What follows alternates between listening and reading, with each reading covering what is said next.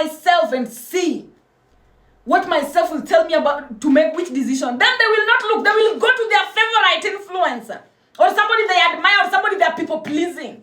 And then they will listen. Which side is that person choosing? And then after they listen to the side that person choosing, now they're like sheep. Trump, Trump, Trump, Trump, Trump, Trump. You cannot convince them otherwise. They don't think for themselves. And remember, every Mercury retrogrades are very famous because during Mercury retrograde, you get tested. Are you thinking for yourself or you are a sheep? So every Mercury retrograde is an examination to test. Are you thinking for yourself or you're a sheep? If you're a sheep, no quantum jumping for you ever. Forget quantum jump if you're not an original thinker. Forget. You'll never quantum jump if you're not an original thinker. And we live in a timeline where follow the leader, follow the leader, follow the leader. Everybody's following. So much that some people have idolized certain people. But anyway, I will not judge you if you listen to other people, because I listen to some people sometimes. But who are you listening to? Earth is a classroom. Make sure that the people you are following blindly are A students. Don't carry yourself, you go follow a D student blindly on this planet. And sometimes D students have millions of followers. And S students have 200 followers. Careful. Very careful with the type of people that you follow. Because when you follow a thought process of someone and they fail, the teacher will not care. You will not go telling the teacher that, oh, that wasn't my answer. That wasn't my answer. If you've copied a D student and then you fail, you will not go telling the teacher that that was the D student's answer, not mine. Both of you failed. So always just ensure that on this particular planet, if you're going to copy the A student. If you're going to copy somebody's thought processes, if you're going to have certain people who have thought processes that are passing examination, because the truth is, the people you surround yourself with can help you pass exams. It was the truth in school and it is still the truth in life.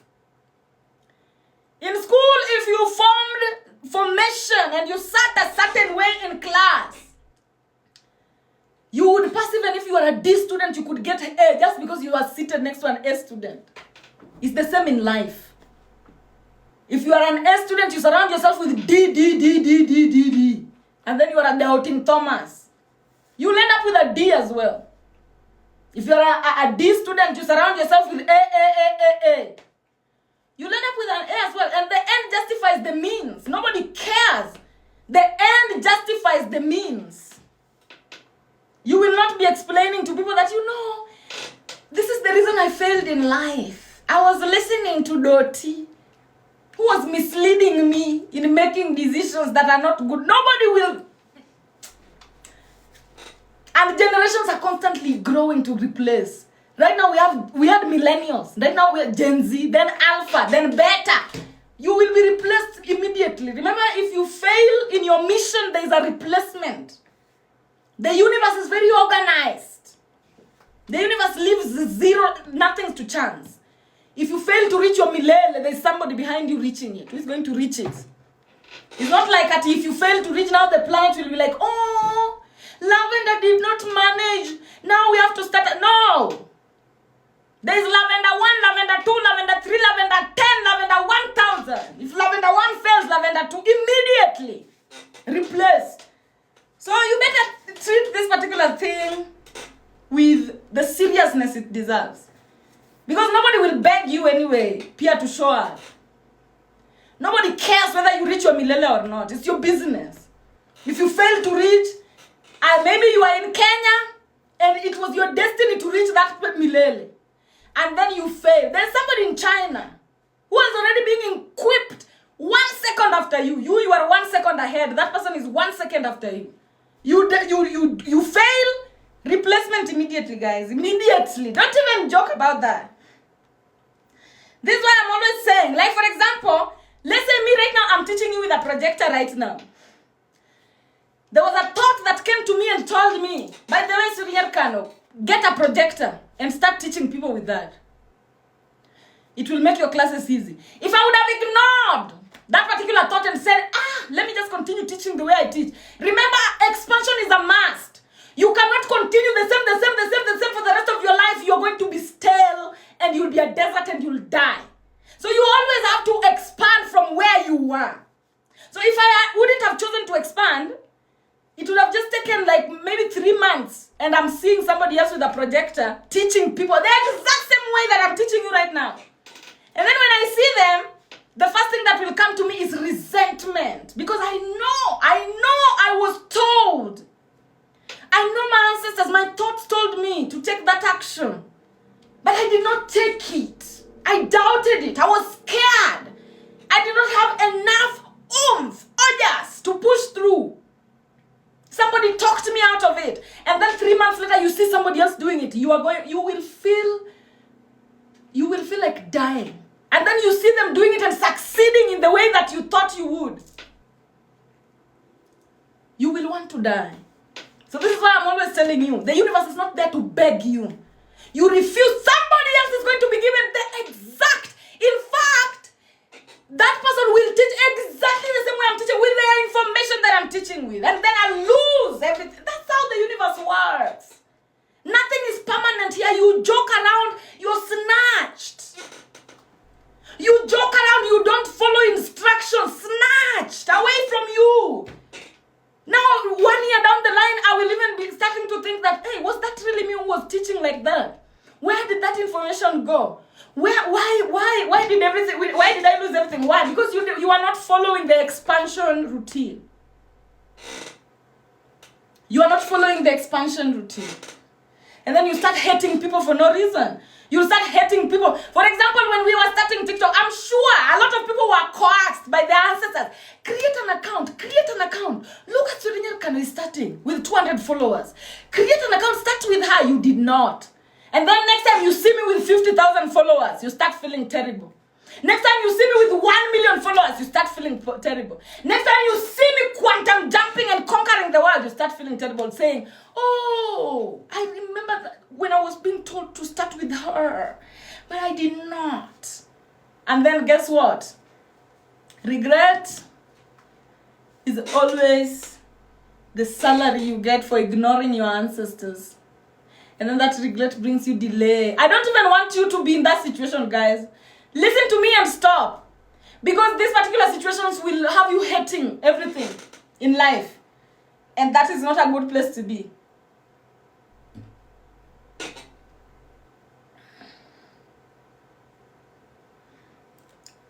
We get to the second part of this particular live. This is the second part. We have how many parts? Like 4 parts. So this is the second part. So let's continue. With that first part, I've not gotten any subscriber. And where is my subscription button? Today, I'm not seeing that subscription button here. Guys, can you see my subscription button? Am I live in public or in private? Because dakane nini kumulogina. Amera dakane kumulogina. Why is it not there? Or maybe today the ancestors just want me to just teach for this. Where is my subscription button, Jaman? Watu waguze hapa. Oh, nyasachia. Kwani leo ni nini? And I will not even stress about it, but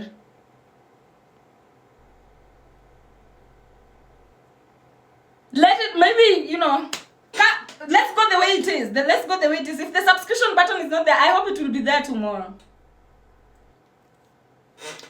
So, where is the solar system today? Let me go back. I've just taught you that where the sun was when you are born determines how the world sees you. So now, there's a place where the sun is today. Which means there's a way in which the collective consciousness is seeing the world today. The same way there's a place where the moon is today. There's a way in which the collective consciousness is feeling today. There's a place where Mars is today. There is a way in which the collective consciousness is taking action today. So I'm going to be telling you this thing so that you start getting to the rhythm immediately. There's a place where Mercury is today. So there's a way in which you should be communicating.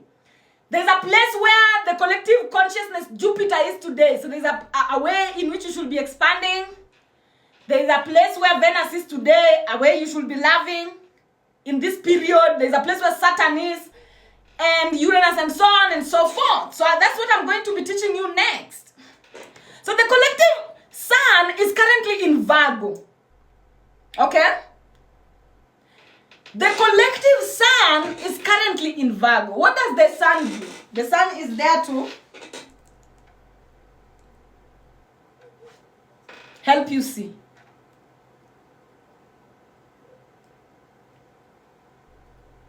So now the collective consciousness is currently analyzing.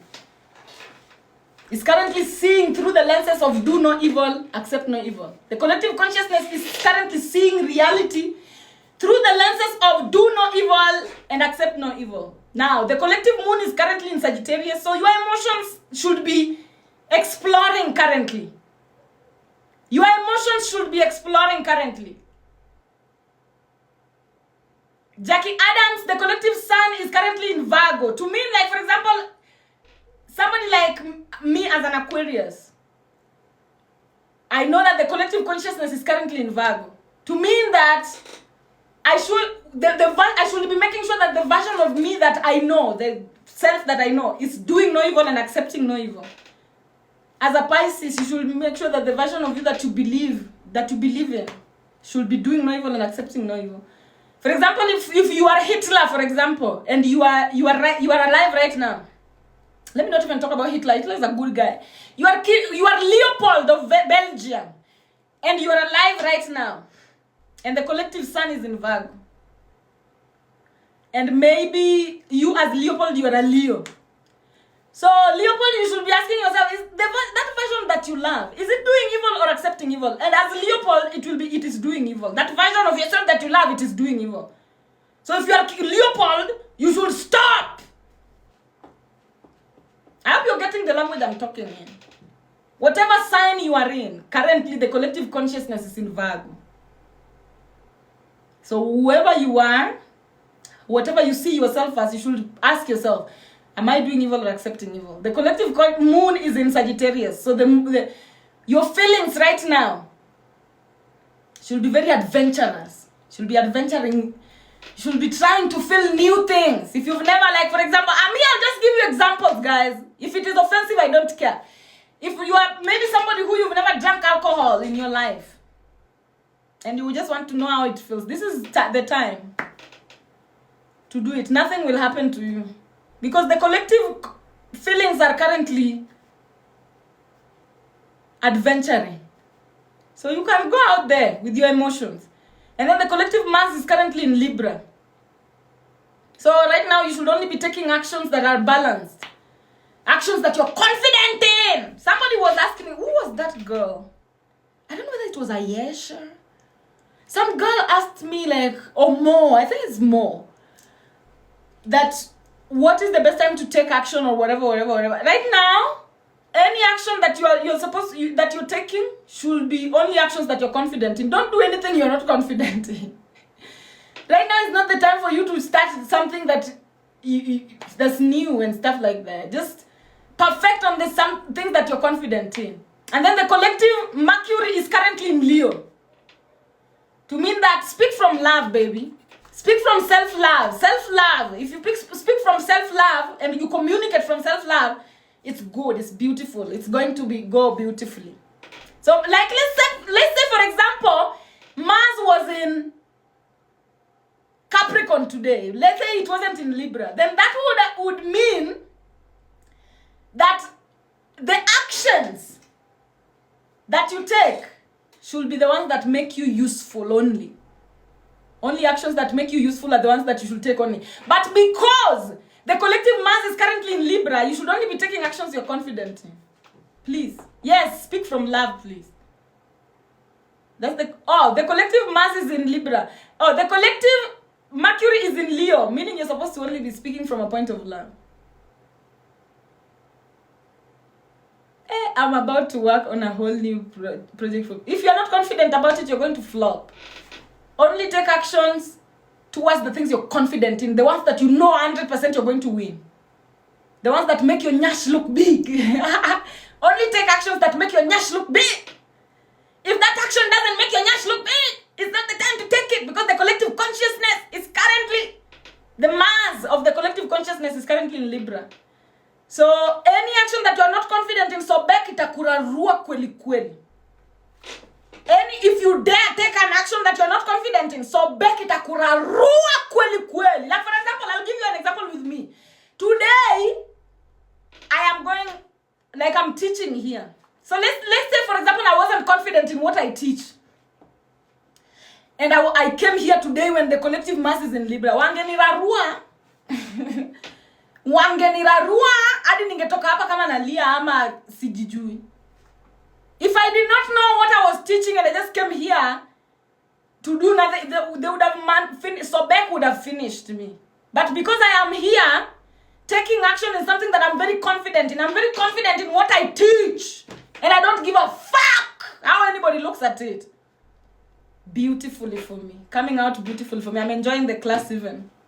So kindly, this is not a time for you to do something that you know you are not 100% balanced. Unaenda kuanguka. Unaenda kuanguka. Utaanguka. So please don't do it. Anyway, the collective Mercury is currently in Leo. Aya. We continue. I'm talking about Libra so much. I think it's because it's important. Now, the collective Mercury communication only communicates from a point of love for yourself. Only communicate from a point of love for yourself, please. Right now. Right now, if you speak things like, I'm so ugly, it is going to manifest immediately. Right now, if you even say something like, I hate the way I think, you're going to hate the way you think even more. You're going to hate the way the universe is going to make sure you hate the way you think even more. Don't say anything negative about yourself right now. Don't say anything negative about yourself right now. Please. Say beauty. Exactly. Right now I'm encouraging you. Like somebody saying yesterday, I say I'm beautiful. So right now is the time for you to say, I am beautiful. Oh, I just love my life. I love myself. I love the way I look. I love the way I show up. I love the way I live. I love the way, please do it. Do it. And pay attention to the people that are pushing you, that want you to speak negatively about yourself. Those are the demons in your life that you should be distancing yourself from. And then, the collective Jupiter is currently in Cancer. To mean, the only way you expand is from your feelings. If you feel that it's time to expand, go ahead. If you feel like it's time to expand, go ahead. If you truly don't feel like, hey, this is not the time. Even if somebody's telling you, hey, let's do it, don't. Feel what you feel. Jupiter is currently in Cancer. So the collective feelings are currently, the collective expansion is currently in the feelings. Those who feel themselves are the ones who are expanding right now. Those who feel themselves are the ones who are expanding right now. And let me just use that analogy. Those who love themselves are the ones who are fertile in communication right now. Those who are confident and are balanced, those are the ones who are taking action right now. If you're not confident and balanced, you are going to be crippled. You will not be able to take action this season. Those who are adventurous are the ones who are feeling right now. And then those who do no evil and accept no evil are the ones who are being seen right now. So the collective consciousness is only seeing those who do no evil and accept no evil. The collective consciousness is only feeling those who are adventurous. The collective consciousness is only taking action towards those who are confident. The collective consciousness is only communicating with those who love themselves. Remember, listen to that again. The collective consciousness is currently only communicating with those who love themselves.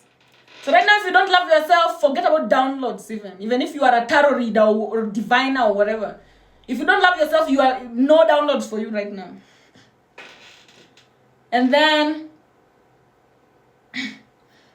those who feel are the ones who are expanding right now. Those who feel themselves, those who are loyal to themselves when they are alone, are the ones who are expanding right now. And then currently the collective Venus is currently in Leo. So love. Right now, you supporting yourself should come from a place of love. Like literally, you should be feeling like, there are certain times where you'll be feeling like, I don't even want to download a TikTok. I don't even want to record a TikTok. I don't even want to go to work. Certain astrological placements will make you feel like that. But now this, Venus being currently in Leo, you're going to be loving how you support yourself. Guys, if you don't, you are demonic. Right now, if you don't love the way you show up in the 7 days, especially after Perseus, after that August meteor has passed, right now you feel like, hey, I want to go to work. I want to make that TikTok. I want to shop. That is how you feel right now. You are loving your balance and you are loving your support system. And then the collective Saturn entered Pisces today. Today was the day the collective Saturn entered Pisces. And it is going to stay there until 2026. I think until 2025, 2026, yeah. So what does that mean? Only people who believe in themselves are being granted rest. Yeah, until February 2026. Only those who believe in themselves are going to be resting until February 2026. If you don't believe in yourself, no rest for you. You are not going to be able to rest. You're going to be a slave. You're going to be working all the time, sweating all the time, fatigue all the time. So kindly, Saturn is the planet of rest. So rest is being granted only to those who believe in themselves. And then the collective Uranus is currently in Gemini. So quantum jumping is only available currently to those who think for themselves.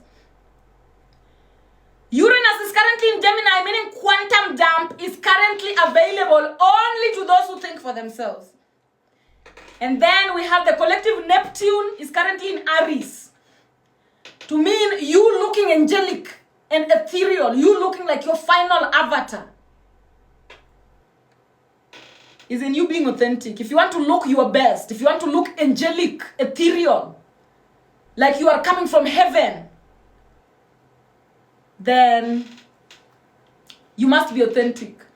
If you are not authentic, you will not look like you're coming from heaven. You're going to look like a sack of maize that is being dropped from a container, mkokoteni chafu kwa matope.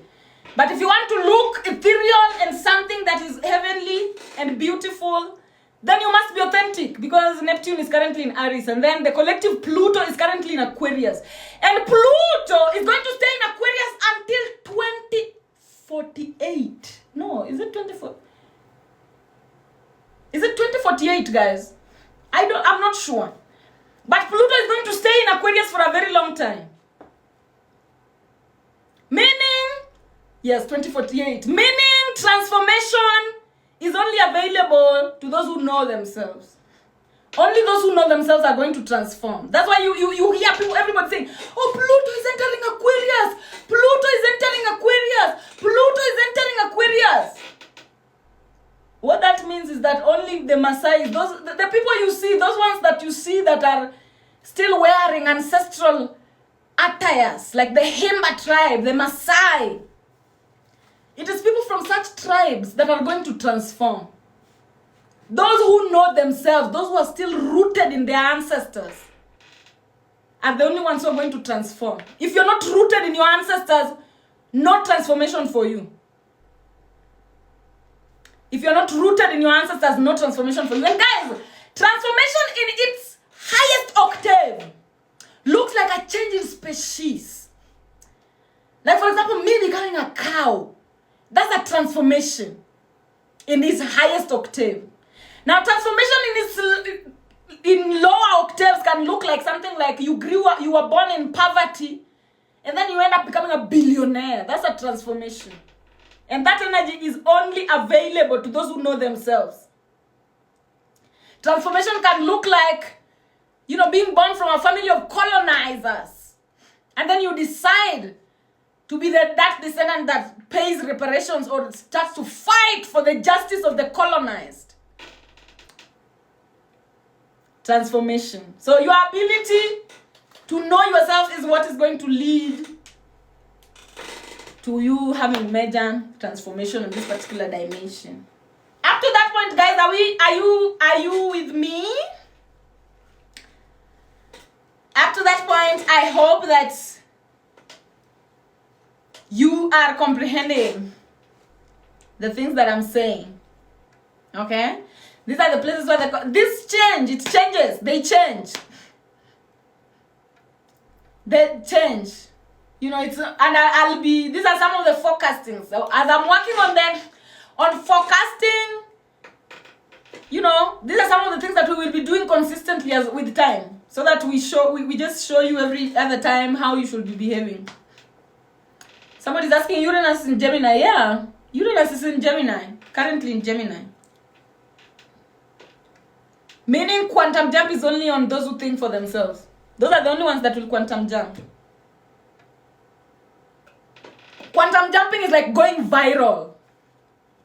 In the spirit realm, it's like going viral. So the people that will go viral in the spirit realm are only the people who think for themselves.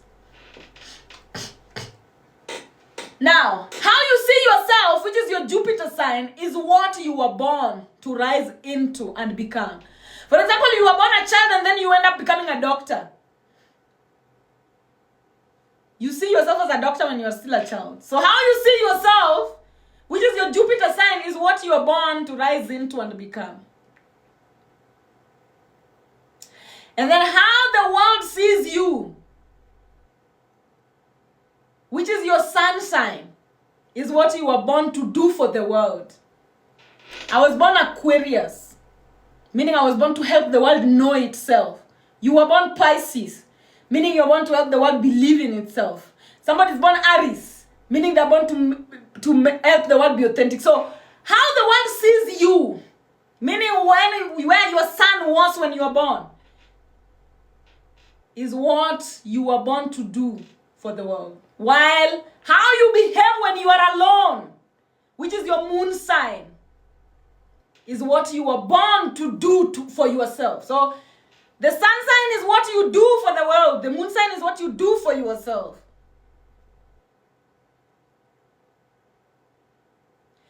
When you're born Leo, you're born to show the world to love itself. Leos have the easiest work here because the sun is in Leo.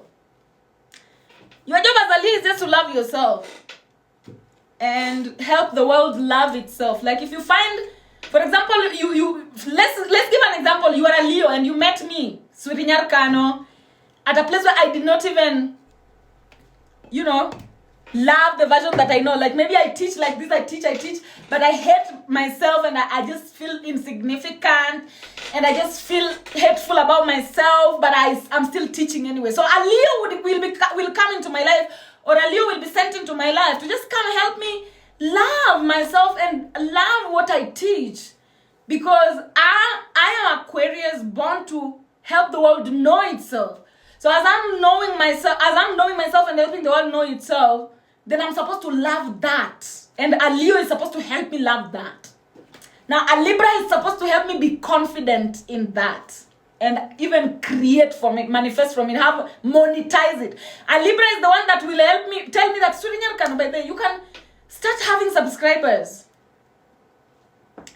Be confident in that. Balance yourself. Be confident in what you do and start having subscribers and, make some whatever out of that. Now, Capricorn is the one that will enable me to, Capricorn will come and tell me, hey, by the way, you can get a projector.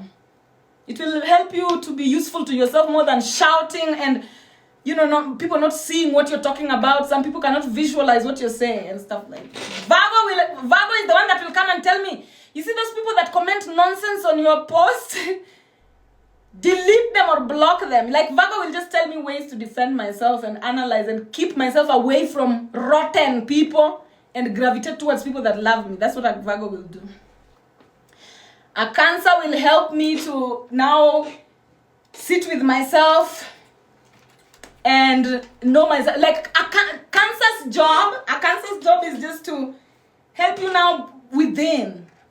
How do you feel? Like a Cancer will ask me like, Swiri, Nyar, kano, when you teach, how do you feel? You know, they will suggest to me how I should be feeling. They will channel how the collective consciousness feels about what I'm doing, just to help me stand alone in solace. Taurus will support me. Taurus is the one that will show up every day in my class, commenting in the comment section, telling me, go, go, go, go, go, go. And even giving me money. Taurus are the ones who will do that. Taurus are the ones who, in Nigeria, you see, when a bride is getting married or somebody's dancing nicely, Taurus are the ones now that splash money on them, like, take it, a little, take it. Now that's Taurus. Yeah. A Gemini will help me think for myself and, you know, fetch things from the Heka energy and stuff like that. Serene. I think I continue now. So what we are going to be focusing on today we are going to tackle how the world sees you, which is your sun sign, and what you are born to do for the world. So according to your sign, what were you born to do? I'm going to go through all the 12 signs. Are you ready? Are you ready for me to go through all the 12 signs to see how the world sees you and what you're supposed to be doing? Yeah, Sagittarius is now the one who will tell me like, hey, have you ever thought of, you know, start calling seminars, having people come in physical, you know, just a Sagittarius will want me to try new things. Like, you know, have you ever tried of, you know, going to OnlyFans, also doing this in OnlyFans and stuff like that? That's a Sagittarius. A Sagittarius will tell me, oh, but then have you ever tried dressing like this when you are doing your job? Sagittarius will just want you to try new things that will be beneficial to you.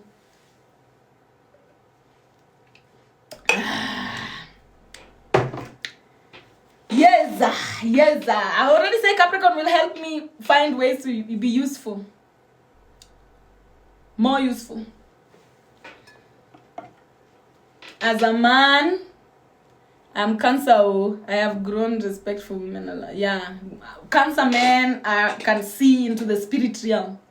Cancer men are like Bantu men. Because Bantu men are usually very short men. They are very tiny, short men, but full of intuition. Short men, but full of intuition. And that's why the American crooked man, the Obama crooked man, is turning all South African men into women. Because Bantu men are very intuitive. And Cancer men are literally Bantu men. Cancer is safe the moon is safe in Cancer. So yeah. Nilotic men are not intuitive at all. Okay, maybe a little bit, but not so much.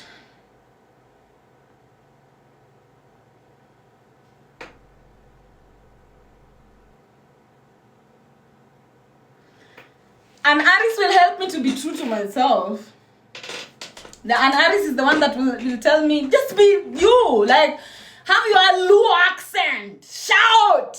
Open your mouth. An Aries will tell me, I love the way you do your facial expression. An Aries will just love my authenticity, will help me embrace my authenticity and my truth and how I express and how I come across. Nah? Yes, thank you very much. So now, Pisces.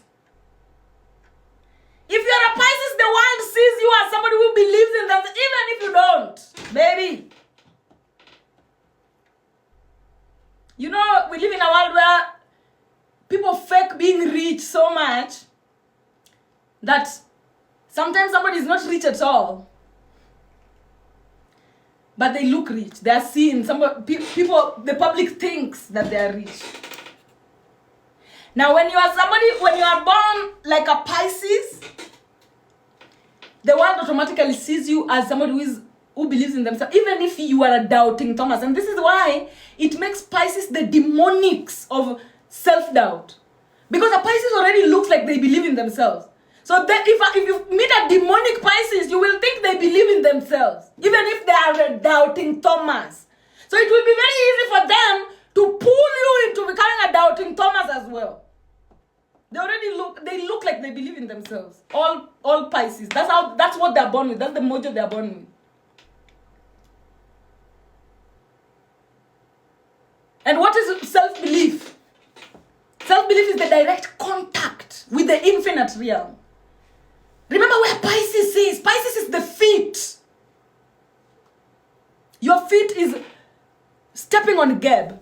Geb is like a collection of memories of things that have ever existed here. Born, died, and formed that physical matter. So Pisces is in touch with that automatically.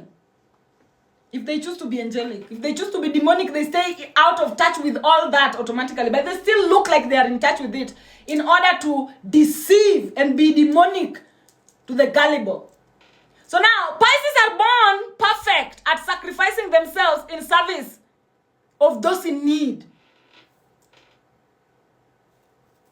They'll tell you something like Jesus was a Pisces. Jesus thrived in the era of Pisces, the age of Pisces. That ability to self-sacrifice. So an angelic Pisces will self-sacrifice for others. A demonic Pisces will sacrifice others for self. Pisces are born having perfect feet.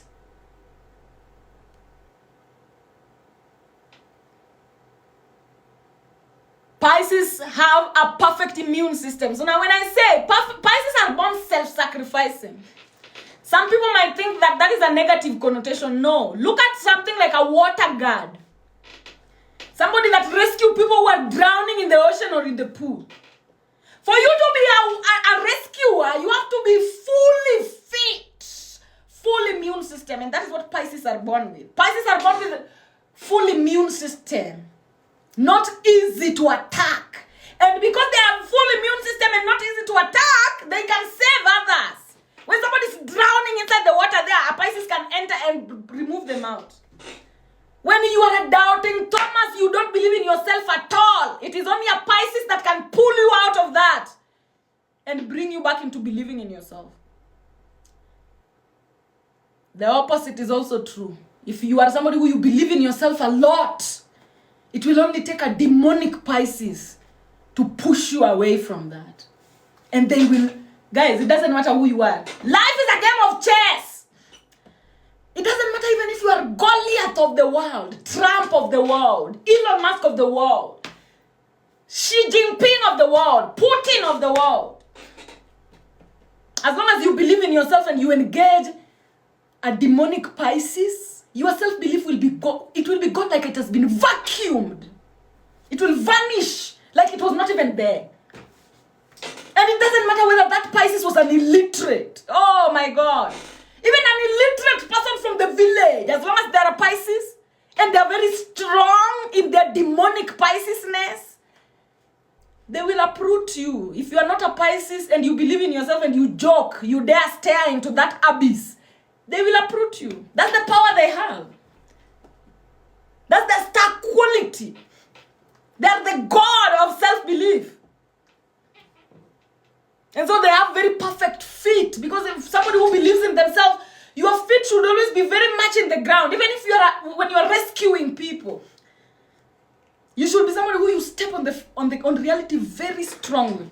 And that is what an angelic Pisces is all about. Angelic Pisces, and look at the image. This is why I use this image. This image is showing you a lot of ethereal energy there of ancient worship. Pisces, they are very spiritual. A Pisces that is not spiritual is extremely demonic. If you meet a Pisces and they are not spiritual, demon, walk away. Doubting Thomas, that one. A Pisces should always be grounded to a belief system. Because that is what keeps their immune system very strong. So a Pisces that is not grounded in a particular belief system, a doubting Thomas, that one. That one will lead you astray. Stay away from that one. Now, let's continue. A Pisces is born to help the public connect to the infinite. And they should always be emotionally active because they are water. So Pisces, walk through life with your emotions. Please listen to me today as I tell you your star quality. As a Pisces, you must walk through life through using your emotions. Your emotions should always be on your sleeve. You are water. You are a water sign. Nobody should tell a Pisces that, oh, you're being too emotional. You're being too emotional. A Pisces, you are a water sign. You must always have your emotions outside, ready. Because you diving in emotion is what makes you a useful person. It's what makes you a star useful to you. So that is what Pisces is all about. And remember, a demonic Pisces is not emotional at all. A demonic Pisces runs away from their emotions. So always know that. That's your star quality. Now next, why is this on? Next is me asking you again, guys, to subscribe. But because there's no subscription button, maybe it will be there tomorrow. So I'll just pass. But also follow, please. Follow the host and put the notification buttons on so that you come to these particular classes. This entire month we are doing public classes. So please kindly follow and put the notification bell on. Now, after Pisces, we have Aquarius. Born self-knowing. Any Aquarius is born self-knowing. And especially, they look self-knowing even to the public. The way the public sees an Aquarius is as if they know themselves. Even if they're ignorant as fuck. They have an avatar that looks like it knows itself. And so their job is to know themselves actually. So as an Aquarius, and most of the time you'll find Aquariuses, and because I'm an Aquarius as well, specializers. My Aquarius friends, mathematicians, physicists, myself, microbiologists. Like they specialize. Pisces, Aquarius people are people who specialize in self. So an Aquarius can be born a mathematic. Like literally, I have a friend who is a mathematic genius. The fact there's no question in math you will ask this girl and she doesn't know. There's another one who's physics. No question you will ask and they don't know. And an Aquarius is born a special in a particular field. If it is sports, so you football, so you whatever, whichever field you are special in, an Aquarius is born special and self-knowing. Now, born perfect at reading and impacting creation. So this is why I'm saying they are born geniuses in certain field. If you are a physicist, you'll be very genius in recognizing quantum loops and stuff like that.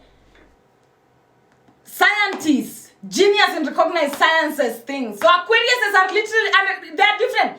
You can be an Aquarius and you specialize on something and you totally don't know about other things. Because that is whatever you specialize on will be what you use to stare into infinity. For example, me, I specialize in microbiology. The world of the microorganisms. And it's because of that micro that I'm able to comprehend things. It has given me a fraction that I'm using to stare into infinity. And it's the same way I see my mathematic friend who is an Aquarius. She can use math to stare into infinity, to comprehend plants. She uses math to comprehend people, to comprehend medicine. She uses math to comprehend business, to comprehend entrepreneurship, to comprehend construction. Me, I use biology to comprehend everything.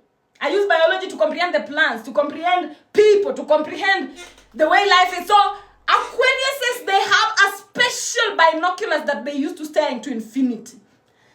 And you must find your own as an Aquarius. Because, you cannot copy-paste somebody else's into your own. Now, Aquariuses should have broad Achilles heel. The same way a Pisces should have a perfect immune system, an Aquarius's Achilles heel should be broad. And I'm always showing you my Achilles heel here because I'm an Aquarius. An Aquarius's Achilles heel should be broad. Now, my Achilles heel is broad. Yes. But guys, I have a cousin. I have a cousin who is an Aquarius. Her Achilles heel look like a sweet potato that, oh my. My Achilles heel is broad, but my cousin's Achilles heel looks like a sweet potato that you're waiting to up. Ah, God. It's so broad and it's so circular and stuff like that. So Aquariuses should always have an Achilles heel that is broad. Just like a Pisces, if a Pisces has a fucked up immune system, they are demonic. If Aquarius has an Achilles heel that is not broad, meaning they've not walked, Aquarius should be walkers. You are a Johnny Walker. From childhood, you are everywhere. And that is the impact that makes your Achilles heel very broad. Because an Aquarius should be somebody who you Noah must be research. You must tembea kwingi one mengi. As an Aquarius, you must tembea kwingi uone mengi. Ndio yujue. Mtembea kwingi kuona mengi ajua. So now if you're an Aquarius and you don't walk. You should be some Let me just tell you as an example with myself as an Aquarius. Guys, there's this time I was talking to my sister and my sister told me that, hey, you, even if you go to a new place, you research it, you walk through that, you explore that place like you are a local. Guys, me when I go to a new place, I must know where the river ends, where the river is going. I will Shika Road, I will know that entire place by the time I live there. By the time I leave, I will even know that place more than the locals, some locals who are born there, not all. Even where I live now, I already know this place more than most locals who are born here. Because I am everywhere. I'm always everywhere. So that is what Aquarius is, and that is why you get that Achilles heel being like that. As an Aquarius, you must walk a lot. And walking is not just on the gab. You can walk in nude as well. For example, right now we live in the era of social media. Scroll as an Aquarius. Don't be shy. What is going on in China? What is going on in Australia? What is going on in Venezuela? As an Aquarius, you must know what is going on everywhere. Journalism. Aquarius and journalism together. So as an Aquarius, when people are talking about doom scrolling, don't even listen. That is not advice for you. Because as an Aquarius, you must be a doom scroller. It's either you are doom scrolling on the internet or you are doom scrolling in reality. Walking through the village, from one village to another, from one country to another. That should be your job as an Aquarius. And you should never be ashamed of it. Because that is where your essence comes from. You knowing is what empowers you. And how much do you know? How well do you know? Through gossip, through journalism, through listening to other people, as many people as possible, sampling and stuff like that. So now, Aquarius should be highly intellectual. And the quickest spam to milele. So you remember gossipers.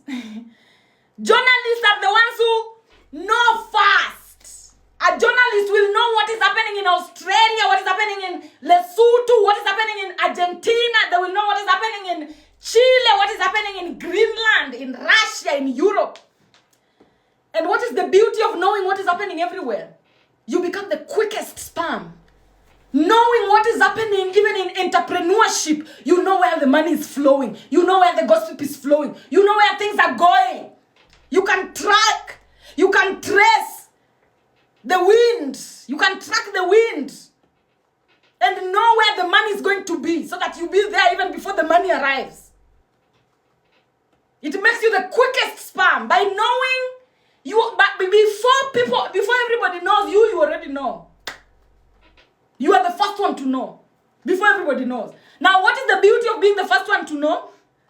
Early bird catches the worm. And that is what Aquarius is supposed to be doing. Should always be the early bird.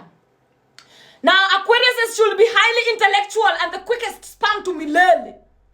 Born to be the quickest spam to milele in order to embody your obligation in the great circle of life as soon as possible so that you can guide others into it. An Aquarius, you are born to embody your role in the great circle of life as soon as possible. You are number one. And we will be talking about this by there as we go. Aquarius is the way January is the first. In the cycle of the Bantu and the Nilotics, Aquarius is the number one. Knowing yourself. That comes from you utilizing yourself. After you've known yourself now, everything else falls into place. So they must be the number ones to wake up in any timeline. Aquariuses are the number ones to wake up. After you wake up, you wake everybody else up. Aquariuses are the journalists. They're the ones to know. Okay, so-and-so was killed. Aquarius, first one to know, so that they deliver that information to everybody else and everybody else that needs to catch it. Now, Aquarius should always be gossip active because they are air. A Pisces should always be emotional because they are water. Aquarius should always be gossip oriented. Please, without shame. Guys, please leave religion aside. Religion is shaming you out of yourself. It is making you erase yourself because every time you shame yourself, you lose a part of yourself. As an Aquarius, in a world where gossip is looked at with a negative connotation, don't be afraid to explore the gossip in your field. The field that you specialize on. If you're a physicist, gossip there, all of it. If you are specializing in finance, gossip there, all of it. If you are specializing in history, gossip there, all of it. Drink all the gossip. Let people say you are a know-it-all. Drink all the gossip shamelessly. There is enough time. We have 24 hours every day. You have enough time to drink all the gossip. Because that's how you survive as an Aquarius. Gossip-oriented. You are air sign. Gossip-oriented. Journalism. And when I say gossip, journalism. In your field. I am in the field of micro, spirit, science, sex, sexuality. That is the field that I am on. I have no business going to listen to gossip about Ayesha. I have no business. I have no business going to listen to gossip about, I don't know what, in some TV. I only want to be, why are people protesting in Australia? What happened in Rome? What is happening with NASA? Those are the things that I want to know. In your field as an Aquarius, all gossip you must drink, my dear. That's how you stay ahead. Without shame. And guys, the reason why I'm saying without shame is we live in a world where people are being shamed. You can be shamed out of your essence. Be very careful. Right now we live in a world that you can be shamed out of your essence. Don't just listen to anyone. Know that biology is different. Essences are different. What works for a Pisces will not work for an Aquarius. What works for an Aquarius will not work for a Pisces. Watch who you listen to in the internet. Don't allow yourself to be guilty. Like for me, I don't listen to people who talk about things like, I hate doom scrolling so much. Oh, I hate gossip so much. Oh, I hate just sitting down and following gossip. Me, I will sit down and follow gossip. Imagine. Without shame. Because that is where I get my energy from as an Aquarius. That's where my essence comes from. And they started fighting against me when I was a child. My dad did not want to see me anywhere near a phone. I had to fight my way to have a phone.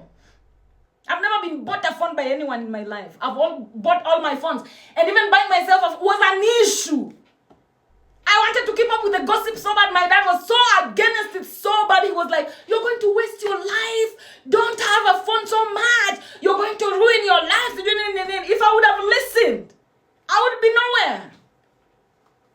So sometimes you have to fight what your soul calls you to. Guys, don't just listen to people. People will walk around with all manner of advices.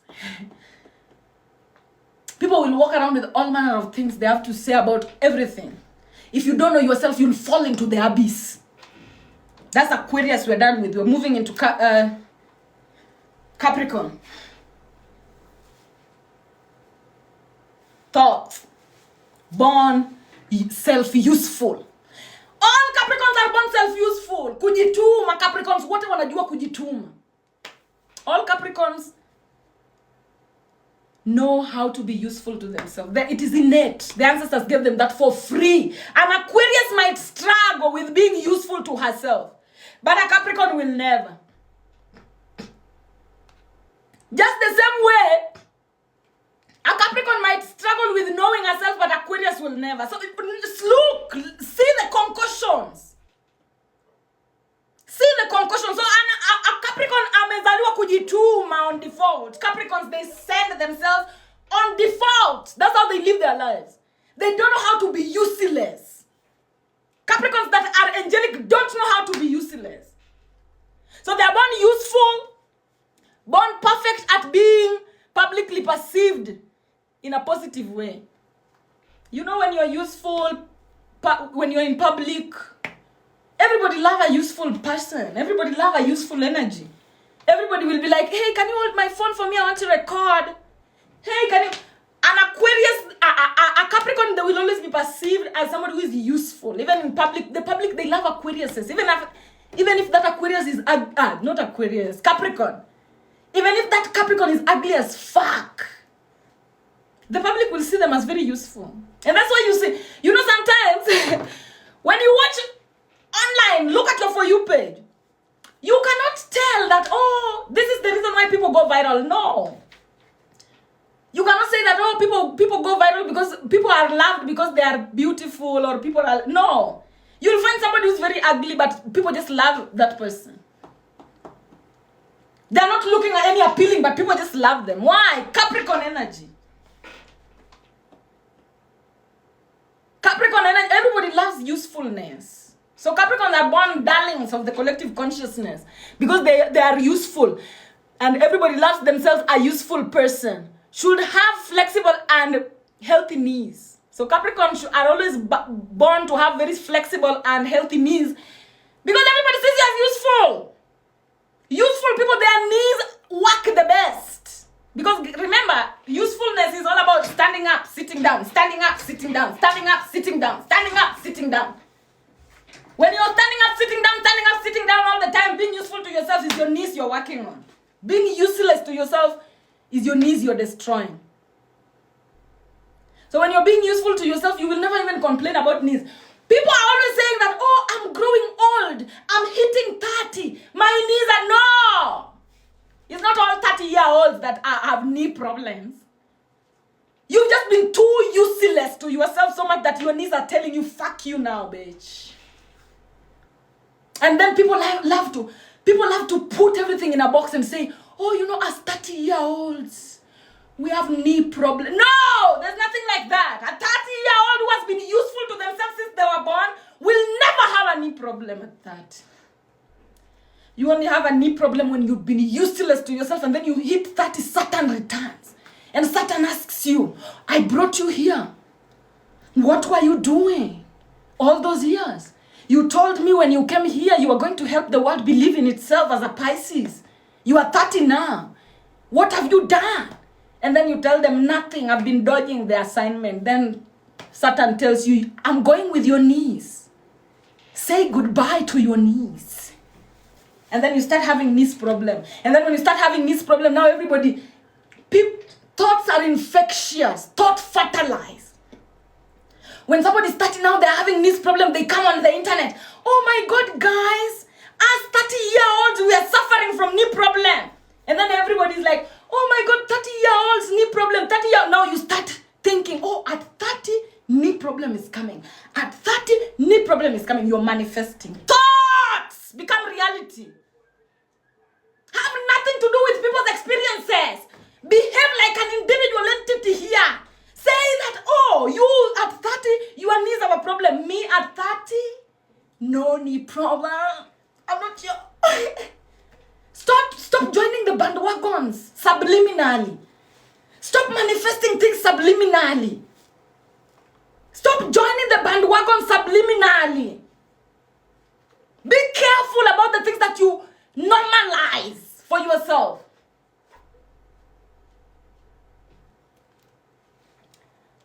Now, the Capricorns should always be in a good, restful mood due to self-usefulness. So Capricorns are the most vibrant people, especially the angelic ones, because they're useful to themselves. Anybody who is not being misused is happy.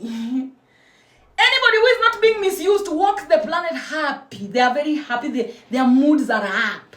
They went to work. They are paid the way they are supposed to be paid. They did what they promised themselves to do. And they're getting all those dopamine injections by themselves. They are useful to themselves, so they are always vibrant and feeling vibe because they are proud, not being misused. Now, a Capricorn that is being misused, they're like a dead person. Zero smile. They're walking like the world is offending them every second. Moody. Angry. Why? Because they are showing up at a job that they are not being paid. They've worked for 3 months, no salary. Bitterness. Anybody that is misusing you is working on your endocrine system, your hormonal system, which is the Capricorn system. You'll have ngude, you'll have a lot of potato, big potato here that you cannot swallow when you allow yourself to be misused. You get married to a man who lied to you that they were a billionaire. Now you are pregnant and you are realizing 0 billions, they have nothing.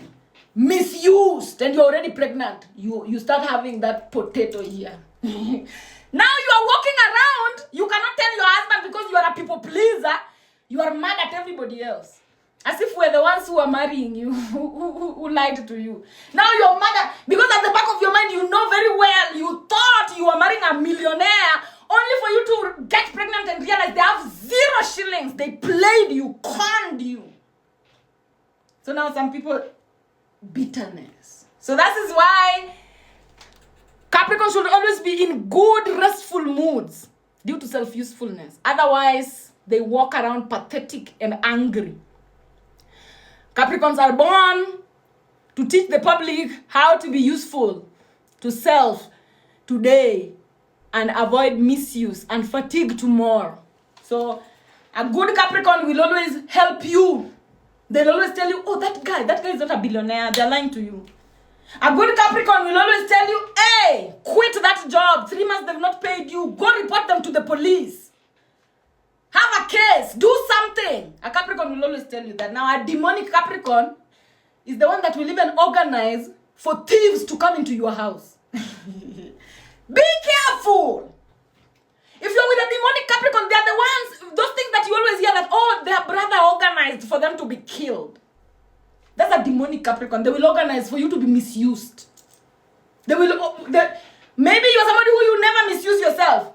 A Capricorn will organize for you to be misused. A Capricorn will organize for your workplace to be burnt down.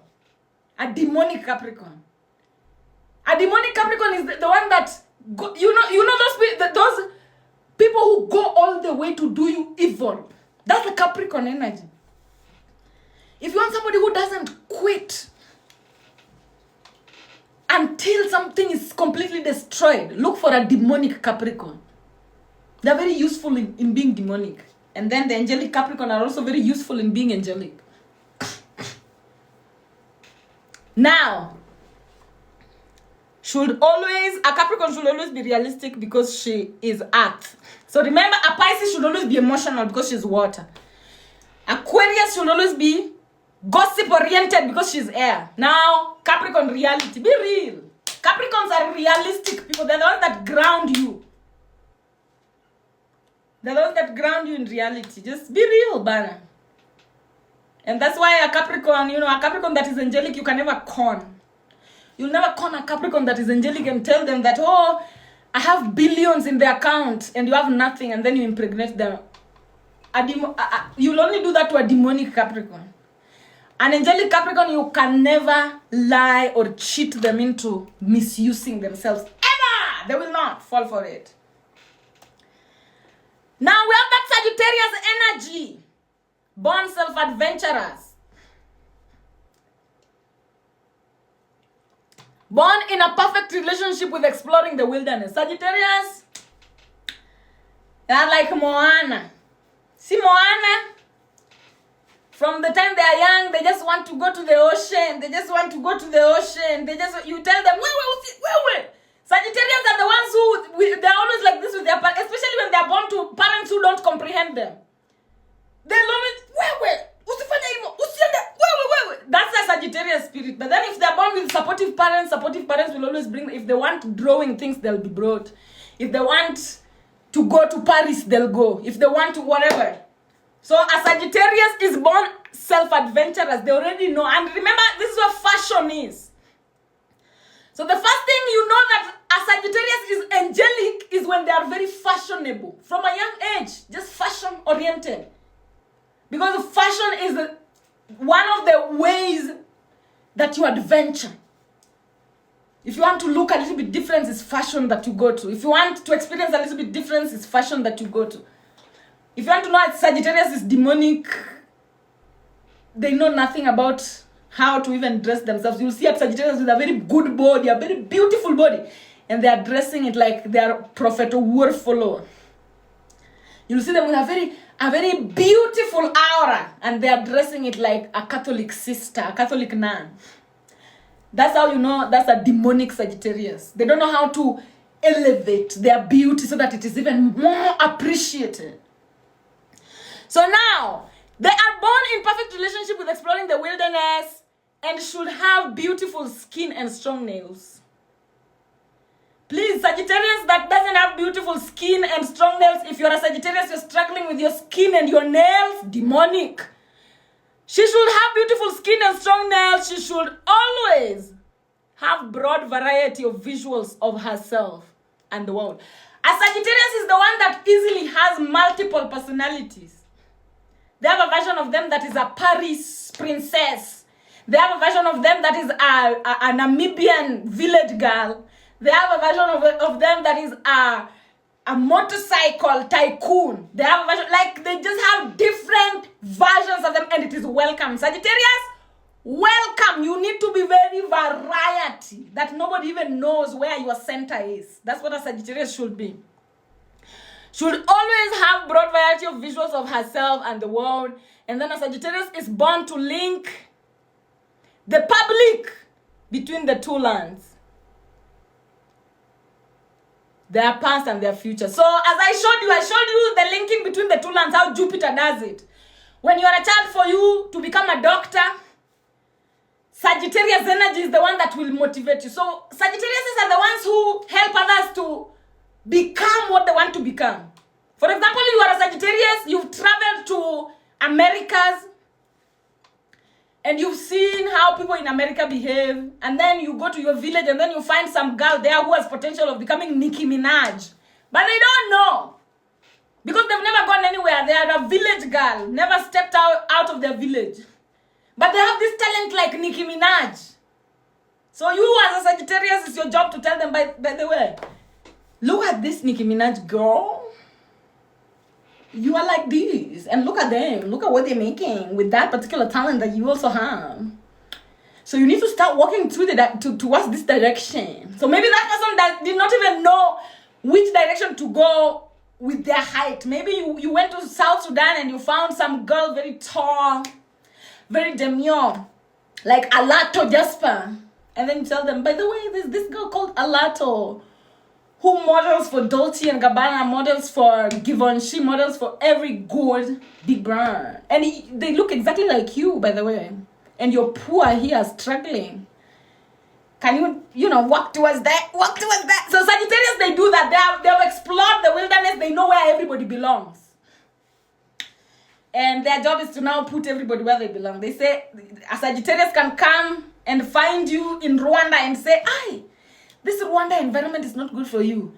There's a place in Australia where girls like you thrive. There's a place in Australia where girls like you thrive. I think you should check it out." Like, that is a Sagittarius energy.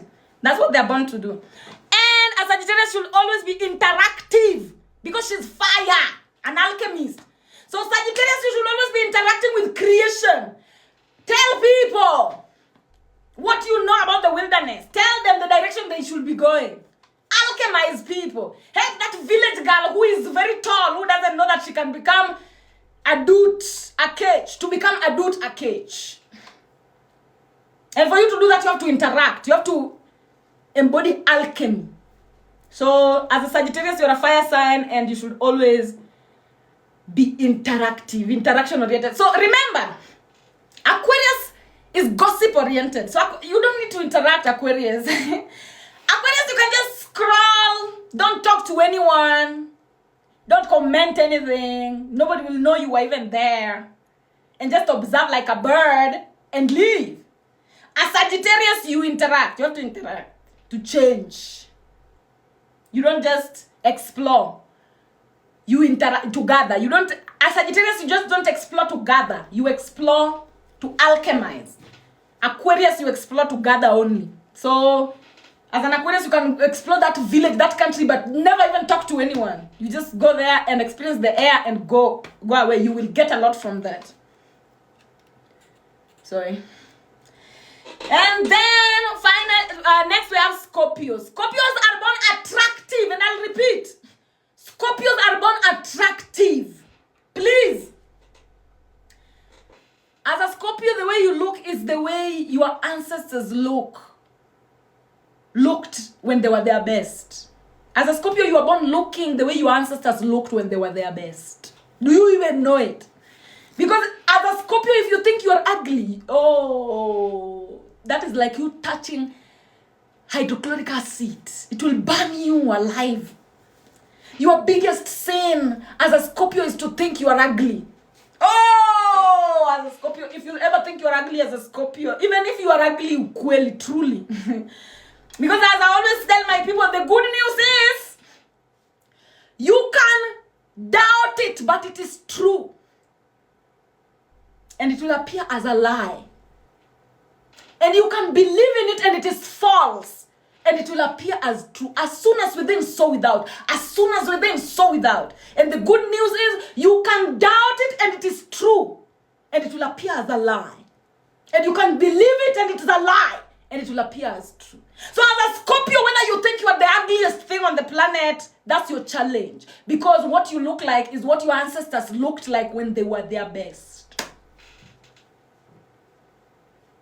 Even if you think you look like a frog, you should never think you're ugly as a Scorpio. That's sin for a Scorpio. An Aquarius, you can think you're ugly as much as you want. Not a Leo. A Pisces, you can think you're ugly as much as you want. It is an abomination for a Scorpio and a Leo to think that they are ugly. Actually, a Leo, you can think you're ugly, but it is an abomination for you to hate yourself. So as a Leo, you can be ugly, but then be like, I love my ugly self. I'm ugly, I'm crooked, but I love it. Leo, that's what you can do. But Scorpio, you are not allowed to think you're ugly. I don't care where you are with yourself. As a Scorpio, you are not allowed to think you are ugly. So if you think you're ugly as a Scorpio and you're watching this right now, start moving away from that, because it is an abomination you're doing. As an Aquarius, I am allowed. You are not allowed. Now, Scorpios are born attractive. They are born perfect when it comes to attracting valuable mates. Should have healthy and conspicuous private parts. Kwanza, a Scorpio, the way you know you are a Scorpio is your vagina is very beautiful, and your breasts are also very beautiful. As a Scorpio, your sexual parts beautiful. I don't get, maybe you are a Scorpio with very big breasts. They are beautiful, I'm telling you. Maybe you are insecure about, they are beautiful. Your private parts are very beautiful as a Scorpio. Please take care of them and keep them clean. Should always have multiple spams or people wanting access. As a Scorpio, the Scorpios are the ones who walk around and men are like, That is Scorpio energy. Even if you're not a Scorpio and you walk around and people are like that with you, know that your Scorpio energy is very high. It is that only Scorpio energy does that. Only Scorpio energy make people turn when you pass. Even if you are a Pisces, if people turn when you pass, that is Scorpio energy. It's not Pisces energy, it's Scorpio energy. So normally, almost all Scorpio, even if that Scorpio is an insignificant village person who nobody knows, they will have something about them that will make people turn when they are passing, when they are walking around. It's either they'll have some boobs that are very, or their nyash will just be like they just have something that is screaming, grab me. And that is why they should always have multiple spans, which is multiple people wanting access. And then Scorpios are born to teach the world how to embody sexuality and look like their essence. So it is Scorpios that enable you to embody your sexuality. Like, it is Scorpios that should be deciding whether you are ugly or attractive. It's only Scorpios. Beauty standards should only be determined by Scorpios, and not by Scorpios sitting down and saying that, guys, these are the beauty standards. No. The way a Scorpio looks is the beauty standard. Scorpios are the beauty standard. So if you want beauty standard on the planet, it is the Scorpios. Look at the Scorpios of your village, of your timeline, of your area, of your era. Those are the beauty standards on that particular timeline. And so we shouldn't be coming up with beauty standards out of nowhere, out of patriarchy, out of religion. No, beauty standards should only be come from Scorpios. Scorpios are the ones who should be dictating the beauty standard. And that is the reason why when a Scorpio tells you you are ugly, you will feel it, imagine. They are the demons of that. It's only Scorpios that have the power to make you feel like you are the shit, you are the hottest thing on the planet. And it is Scorpios that have the power to make you feel like you are the ugliest thing on the planet. When a Scorpio tells you you are hot, you will feel hot. When a Scorpio tells you you are ugly, even if you are hot, you will feel ugly. That's their power. That's the power that they have, and that is what they are here for. The gatekeepers. And that is why they are the portal. Scorpio is the reproductive parts, especially the vagina. It is the one that tells you, okay, it is the gate. It is the one that decides, okay, from the spirit into the physical. Okay, from the spirit into the physical. From the physical into the spirit. So they're the ones who say, you are, especially when it comes to beauty. Because remember, there's Zodiac as well when it comes to manifestation. When it comes to beauty, what you produce from your vagina, it is Scorpio that is determinant of that. So, should always be emotionally active because they are water. So, just like Pisces, Scorpios are water, should always be emotional. Please, if you're Scorpio and you numb your emotions, doing wrong. You're walking wrongly on the planet. Should always be very emotional and judge things from your emotions. That's how you become even more angelic. Libra.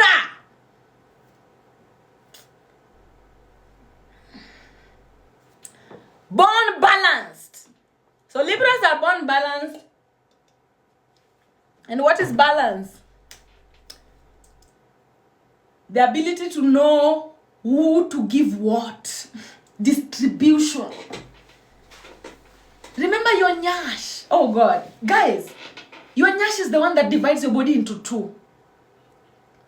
The ability for your body to divide into two is the one that gives you balance. Even when you're driving a motorcycle, you're riding a motorcycle, or you're riding a bicycle, your balance is in your nyash, baby. Your balance is in your nyash area here. Even when you're skating, your balance is in your nyash area. That balance allows you to distribute energy throughout your body in a way that you don't fall.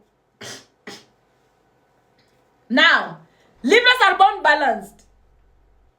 Born with the ability to command the world outside of her. Should have big nyash and healthy urinary system. Please, if you're a Libra with a small nyash, that is already a red flag. Libra with a small nyash is a red flag, like a Pisces with a terrible immune system. Or like an Aquarius with a very slim Achilles heel. Or like a Capricorn who is useless to themselves with very weak knees.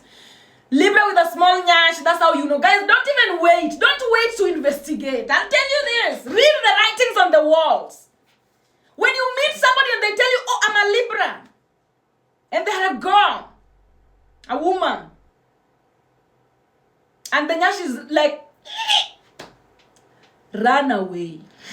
Run away. Don't even wait to tell them that, by the way, there's this girl on TikTok who was saying that, you know, a Libra with a small nyash is Don't wait. Don't wait. Know WhatsApp. Even if that Libra is your boss, know WhatsApp. And always, I'm telling you this so that you be aware. Always know WhatsApp. And the same way, if you meet a Libra with at least some nyash at the back there, then you know that this one is angelic. They will give you your flowers. And they will correct you when you're wrong. A Libra with a small nyash, they will take your flowers and give it to your enemy. And always condemn you when you're right. That's a Libra with a small nyash. They will always condemn you when you're right, and they will always give your flower to your biggest enemy or your biggest op. Now, a Libra that is angelic, they will always give you your flowers when you deserve it. And also when you deserve anger and hate, they will give it to you. A Libra that is demonic, that with small nyash, they give hate to people who love them, and then they give love to people who hate them. They applaud the mediocre and pull down and push down and condemn the excellence. That's a demonic Libra. Watch out for them. Now, an angelic Libra delivers truthful judgments to those on her outside environment. Yeah, they tell the truth. So back, they tell the truth. For example, if you release a makeup product that has the foundation for black people is like kiwi, it's like shoe polish.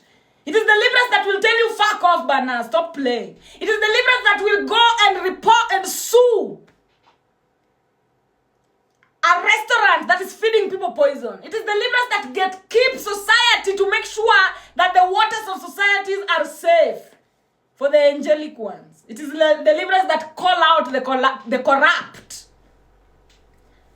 It is the Libra that makes sure the mediocre don't pass and only the excellence pass.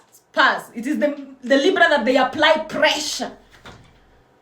It is Libra that you are afraid of. When you don't want to post, you are afraid of comments. That's Libra you are afraid of. When you have a business and you are afraid to launch, you are afraid of Libra. When you are inventing something new and you are afraid to put it to the public so the public can see whether they like it or not, you are afraid of Libra. Because this is the Libras that make sure the right things, only the right things enter earth. And the wrong things never make it to earth.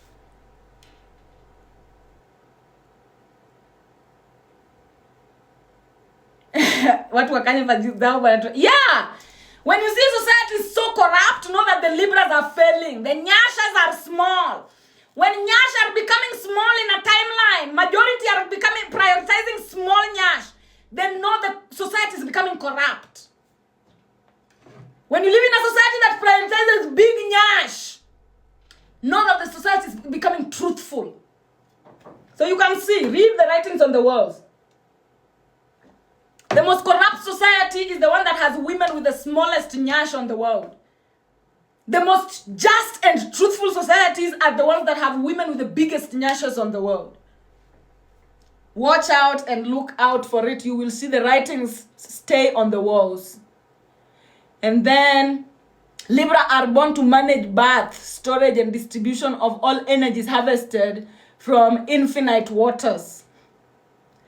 And Libras should always be gossip active because she's air. So, for you to be a good judge, you must always know what's happening everywhere. You cannot be a good judge. Libras are good judge. Aquariuses are journalists. Libras are judges.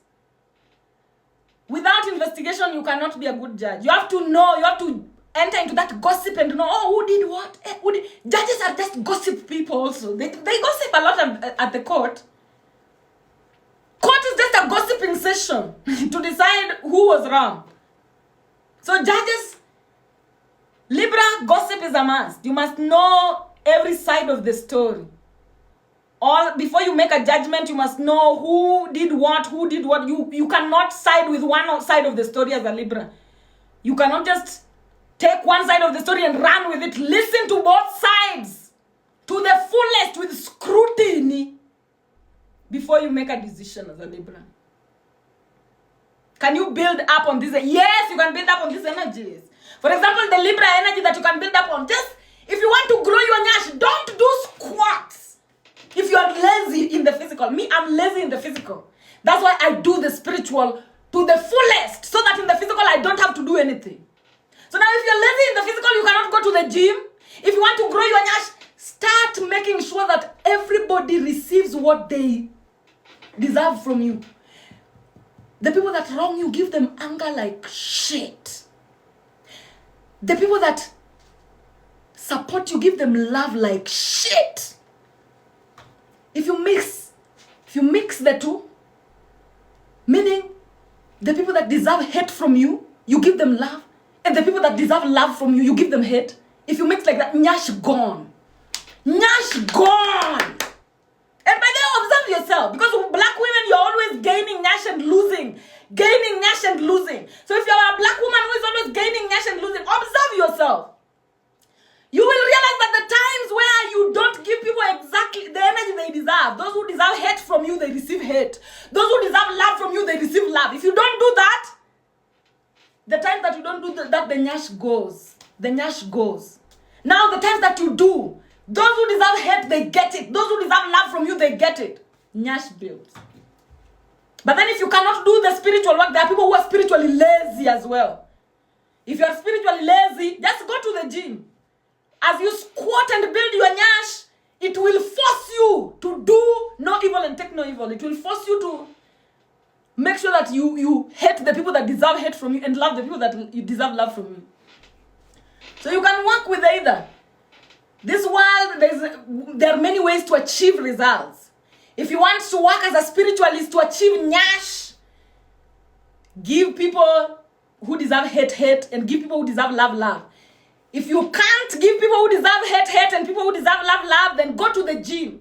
You going to the gym and doing squats and cardios to build your nyash is going to automatically make sure that you give love to people who deserve it and give hate to people who deserve it. So you can force your body to be ahead. Your body does it and then your spirit follows. Or you can do the spiritual work and then your body follows on default. Which one is easy, guys? Which one do you think is easy? Forcing your body and then the spirit aligns, or aligning the spirit and then the body follows? Whatever works for you, go whichever that direction. Me personally, I am the spiritual person. I'm very lazy in the physical. So I just do it in the spirit and then the body follows suit. I don't care when the body will follow suit. As long as I've done it in the spirit, me na songa tunaendelea. I don't care, but the body always follows suit. So do it and get the results and then see. Virgo. Virgos are born analysts.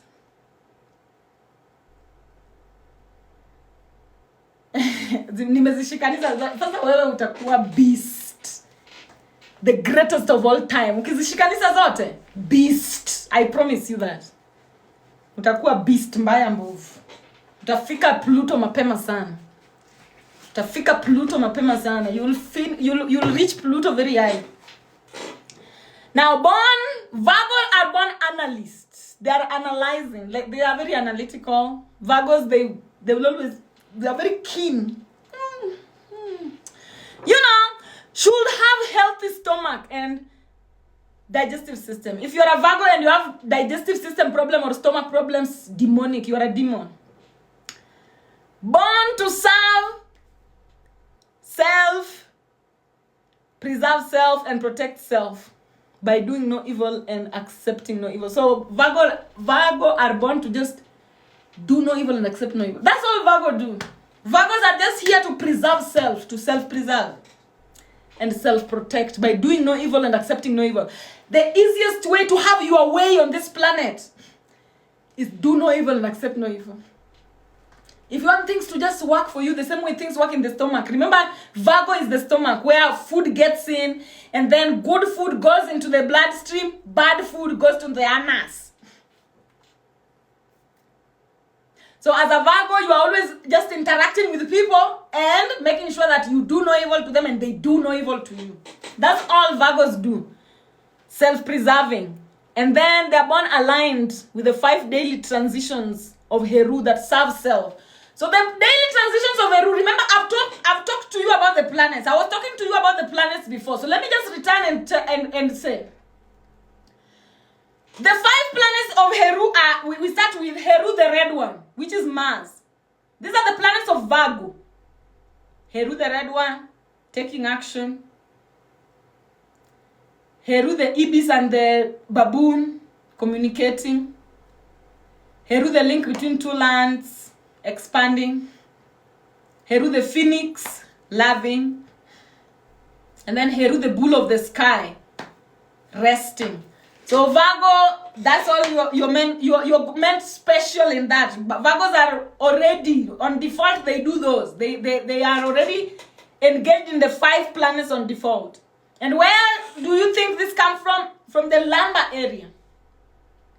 When you look at the vertebral column, at the stomach, which is the lumbar region, it has 5 vertebrae. Those 5 vertebrae, we will learn about this, by the way, guys. If you are not comprehending what I'm saying, just wait a little bit. You'll comprehend it with time as I demonstrate. But the vertebral column has the lumbar area that has only 5 bones. And those 5 bones are the ones represented by Mars, Heru the red one, which Virgo is. Virgos naturally know how to take action. Virgos naturally know how to communicate. Heru the... bitch. Virgos naturally know how to communicate. Heru the ibis and the baboon. Virgos naturally know how to expand. Virgos naturally know how to love. And Virgos naturally know how to rest. So they naturally know how to do the things that should be making you reach milele. And that is all they're supposed to be doing. So it's like Virgo people are vessels that have information on how you should be living your 5 days. Remember, the week has 7 days. Now, when we remove the 2, sun and the moon, we have now 5. The 5 are the ones that you're supposed to be working. So Virgo already, they are specialized in that, in those 5 planets. So they already know how they should be moving with it. Now their job is just to now make sure that nobody interrupts them from moving with it. Virgos, are you listening? You're already born knowing how to live through the 5 planets: Mars, Mercury, Jupiter, Venus, Saturn. So your job is to self-preserve, to preserve yourself so much that nobody tampers with you, gets you out of that lane. And that's why I was saying here, Virgo are born already connected to all. They're already connected to the way you should be living life. Now, they should be having a healthy stomach and a healthy digestive system because they major on daily transitions. Virgo are born to serve self, preserve self, and protect self by doing no evil and accepting no evil. So Virgo are the ones who will help you self-defense. Virgo, they gravitate naturally towards self-defense things. So they will teach you, they come here to even teach the world how to also self-defend because they are born to self-defend themselves. They have a vessel, and inside that vessel, there is 5 planets and a leakage on how those 5 planets should be lived. So Virgo, their job is to protect these 5 planets so that they reach where they're going. Because if a Virgo doesn't protect what is inside of them, it will be contaminated by the forces outside. So Virgo is born with that, with a leakage. I don't know how they call leakage in other places, like an exam cheating formula. They're born with it. So their job is to make sure they protect it so that nobody else takes it. Because as a Virgo, if you're not careful, somebody else will come snatch that particular marking scheme that you're given. Mwa Kenya, exactly. As a Virgo, if you don't protect the way you live, if you don't have a tunnel vision as a Virgo in the way you live your life, you will be thrown off balance. You will not even know where you are going. But you're already born knowing where you are going. You don't even need help. You don't even need a Sagittarius to tell you where you're going. You don't need help. You just need to maintain a tunnel vision and you're going to get to where you're going. As a Virgo, if you cannot maintain a tunnel vision, you are not going to make it. And Virgos are born aligned with the 5 daily transitions of Heru that serve self. That is what I was explaining.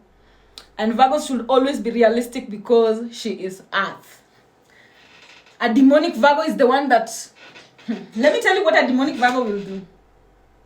You're fighting with your husband, and your husband is clearly the one who has wronged you. Maybe your husband even cheated on you and slapped you. And then you invite your Virgo friend to come and help you solve the situation. If the Virgo is demonic, they're going to side with your husband. If the Virgo is demonic, they're going to side with your husband that beat you up, that cheated on you. And they're going to tell you, you're just overreacting, you're overthinking things. It's not that big of a deal. This is normal. This is what men... a demonic Virgo will help you do that. But then an angelic Virgo will tell you, leave immediately, baby. They will even rent a house for you and tell you, self-preserve. Virgos, they help protect self in order for self to thrive. They help protect self in order for self to thrive. And Virgos should always be realistic because they are Earth. So as the same way with a Capricorn, a Virgo should always be very real, very realistic. If somebody did evil or accepted evil, just tell them the truth. Here you did evil. Here you are accepting evil. From the actions. Living in reality is living life according to actions you're seeing in real life, in real time.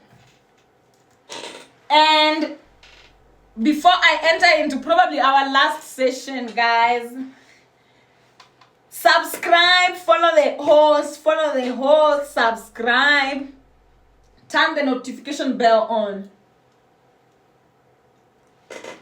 Yeah, that's why I'm telling you, a demonic Virgo will help you accept evil, and they will help you do evil. They will lie to you that, whatever you are pain you're going through or whatever injustice that was done to you is valid. They will lie, yes. But then an angelic Virgo will just tell you the truth. Here evil is being done to you, leave. Here you're doing evil to that person, stop. Here evil is being done to you, leave. Here you're doing evil to that person, stop. So any Virgo that is not capable of doing that is demonic. Is demonic. Somebody saying, recap, I joined late. So are you a subscriber? I don't see you with a subscription button. Please. Now, if you want me to repeat what you missed, subscribe before you ask. Subscribe before you ask, please. Just don't misuse me. Usinitumie vibaya. I'm teaching these things, and this is why I'm telling you. Just, usinitumie vibaya. Gonga hapo ka subscribe kabla uitishe favors. But if you can't subscribe, then let's just go with the schedule. Leo, because there are people who are waiting. I have a congregation of people who are waiting for their turn. So imagine you are not even a subscriber, and then I go back for you. And yet people are waiting for that, and they've been waiting since I started in the beginning. They're just waiting, when will Leo come? When will Leo come? And Leo is here. But now Leo is here, and you want me to go back to Pisces for you when a Leo person is waiting. I can only do that if you subscribe. Scratch me, I scratch you. Now, Leo, born self-loving and self-expressing. Leos are, oh God. People are always saying, Leos are so ego. There's nothing like ego there. In fact, hating yourself is what is ego. Loving yourself is very divine. Is angelic. The sun is safe in Leo. So Leo are born self-loving. They are born self-prioritizing. It's very expressing. It's a Leo that will always walk around with, they have their water bottle. The entire house has a particular theme. Not just everything is everywhere. Very organized. in the way they live their, like they love themselves. Have you ever seen somebody who loves themselves? When you see people buying themselves like machines, big, huge machines and stuff like that, it's just self-love, you know? You see people living in mansions that have double ceiling. Self-love. That's what self-love looks like. Just self-prioritization and expressing what you want to build. If people came here and built pyramids, people came here and built the Eiffel Tower, people came here and built the Vatican City, people came here and built Israel, baby, you can build whatever you want. Follow your self-love. And build, you can build whatever you want on this particular planet, as long as your self-love is requiring of it. Now, born in deep relationship with creation. Leos are born in deep relationship with creation. That's why a Leo will always make sure that even the way they dress, the way their houses are, yani, they create. They are always creating their to marry their ego. They always representations of their ego is always around them. That's what creation is all about. Hacker energy. Even me buying myself this laptop, me having these things that I have here, it's all creation. Me creating for myself. So Leos are prioritizing. They love creation. They are in love with creating for themselves and for their lives, with be it art, be it things and stuff like that.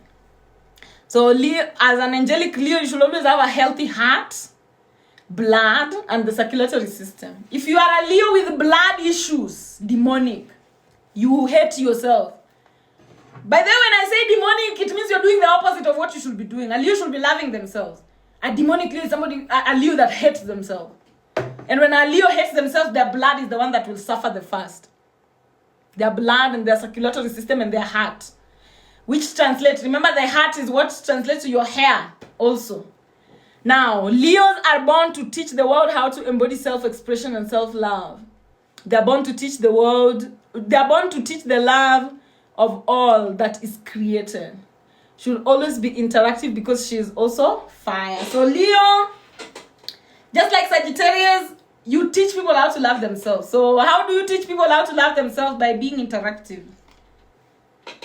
Interacting and alchemizing the hate into love. Always alchemizing the hate into love. Always alchemizing the hate into love. And how do you alchemize the hate into love?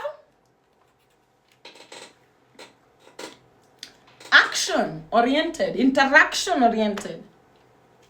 You have to say, oh, but this Swiri in your kano, I don't like it when you think your Achilles heel is not broad enough. Love it the way it is and stuff like that. Next, Cancer, born in intimate relationship with solace. As a Cancer, you should never, like for example, Honor, guys, the world is lying to you most of the time when it comes to your star quality. Somebody like Elon Musk is a Cancer. And most of the time you see Elon Musk in interviews trying to explain himself like, oh, you know, I don't have friends, I sleep alone, and then him feeling guilty for that as if it's around. As a Cancer, being alone is a priority. In fact, you should not, if you are a Cancer and people are always wanting to be around you, they're demonic to you. As a Cancer, you should always have a time in your schedule where you, as a Cancer, you should always nap every day. Let me start there. You should always have a time you're taking a nap, like a child. As a Cancer, Cancers should be children who never stop taking naps, because a nap time is an alone time. Oh, Elon is a Capricorn. I thought he's a Cancer, but anyway, that was a gossip gotten wrong. Somebody talked about Elon being a Cancer somewhere, and I saw it. Somebody saying he's a Cancer. So I don't know. You people, you talk everything. Blah, blah, blah, blah, blah, blah. But I'll trust my subscriber. So that girl, she says he's a Cancer. So that's it. So this person, this person from the wilderness that is called Lalian, I don't know you. I don't trust you. He's a Cancer. Yeah. Some people, where we? Anyway, so that just like I'm telling you, Elon is somebody who likes being alone a lot. But from the way I see him speaking about it, it's like he's guilty about it because people find him weird for the fact that he's alone. He's always alone. As a Cancer, that is the way. Alone, alone, alone.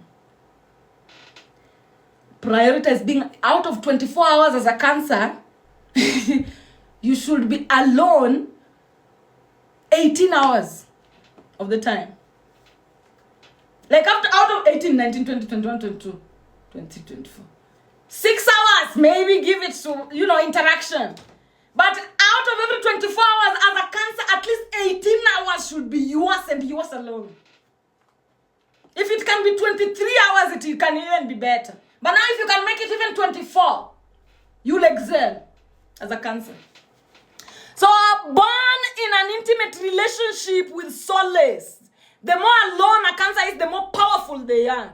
Born present with the infinite. Like a Cancer is,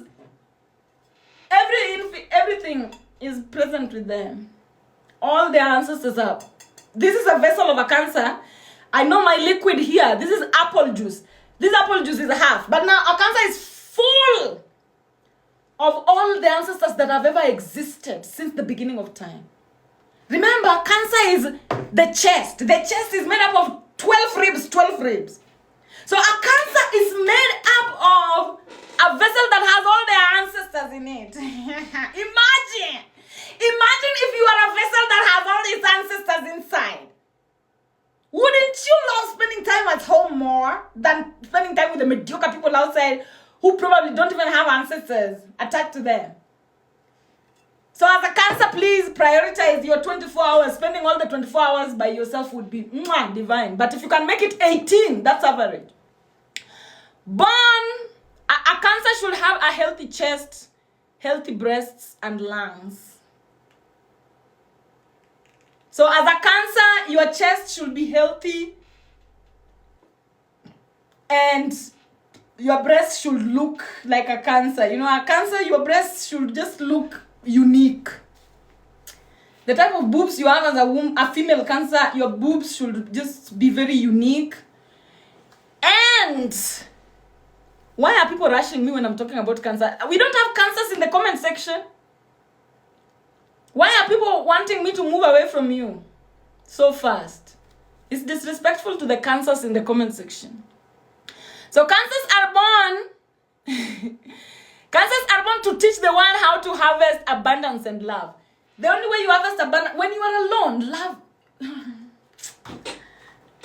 Cancer is the respiratory system.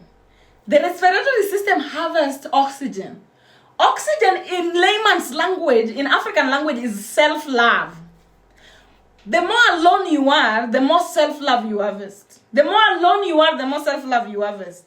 So when you are not alone, there is no self-love you are harvesting. You are outside with people. So your self-love is actually being utilized. But when you are alone, you are just harvesting the self-love and it is being kept not utilized. So Cancers are born to teach the world how to harvest that self-love and abundance. The emotions of a Cancer are like rain. So they help others grow. Remember, the rain, they come from the ancestral realm. Rain comes from the ancestral realm, and a Cancer is like a vessel with ancestors inside. So every time a Cancer cries, just like in the picture here, in this picture that I've showed here, every time a Cancer shows her emotions, that emotion falls, grows, the things that emotion falls to grow. Cancer, your emotions are like fertilizer. How you feel, be it anger, hate, love, pain, all that emotion is fertilizer. You should, and still going to Elon Musk. You see the way Elon Musk went on Twitter and was like, oh, Donald Trump, Epstein files, lashing out, and then later on, he went and apologized. That's demonic for Cancer. Once you unleash your emotions as a Cancer, you shut up and let people adjust.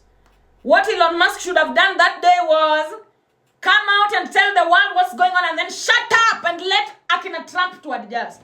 But the moment he withdrew his emotions, it's like he did zero work. Now he became a laughing stock. So, Cancer, that is where the challenge is. As a Cancer, your emotions are true. You don't go back. Oh, don't let them guilt trip you, because if you take it back, now you are going to channel that anger to yourself. And I'm very sure Elon Musk, after taking back and saying that, oh, maybe I overreacted on Trump, and it's the people around him, probably the people around that man is his enemies, always talking him out of his natural behavior. And then after now, you apologize. It's now nonsense. You now become a nonsensical individual. Nobody now wants to. Now we all think he's unstable. Cancer! Once you unleash the rage, you don't take it back. Let them adjust. If they want to kill you, let them kill you. But you don't take it back until they adjust. That's why you're born to teach the world how to see inside self and trust intuition. Your emotions are like rain, they help others grow. Even if those emotions are negative. Even if those emotions are negative, learn from Elon, please. Elon is a terrible Cancer. He's not doing a good job as a Cancer. Terrible, terrible Cancer. As a Cancer, you should be very authoritative, because remember, you are a vessel that has ancestors inside. All your ancestors, you need nobody here. As a Cancer, you are a self-sustainable individual. So you should not even be a people pleaser. Cancer, no people pleasing, please. If you people please, you'll end up being numb and being looked at like a fool. Should always be emotional and stand by their emotions, because you are water. So as a Cancer, nobody should ever tell you you're being too emotional. Even if you are a man. In fact, Cancer men, that I told you, Cancer men are like Bantu men. Very intuitive. So as a Cancer, cry.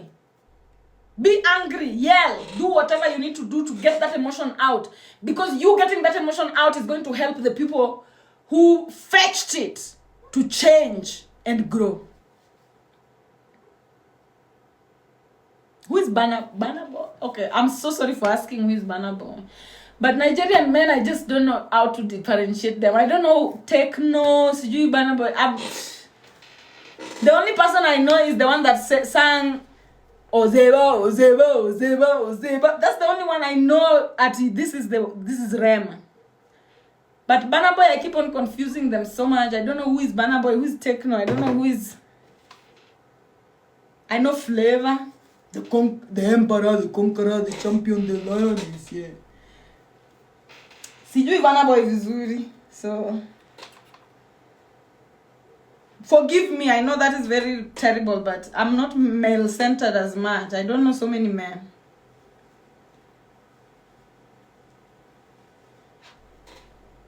Yeah, I know Burna Boy is a singer, but I don't know which one. I don't know. When you mentioned Burna Boy, the face of techno is coming to mind, and then the face of some guy also is coming to mind that I don't know his name. He used to have beards and he shaved at one point. That is also coming to mind. The one that was Diddy thing. So I don't know which one is which one. But forgive me. Forgive me. Okay, sawa. Sawa, now I'm confusing Imagine. We get into Gemini, and then Taurus, and then Aries, and then we're done. So Gemini is born an independent thinker, born with special thinking, communication, and decision-making skills. By the way, Gemini are hacker people. Gemini ni hacker. Hawa ni watu wa hacker too. And this is why I'm telling you, people hate Gemini so much because a Gemini will hacker energy.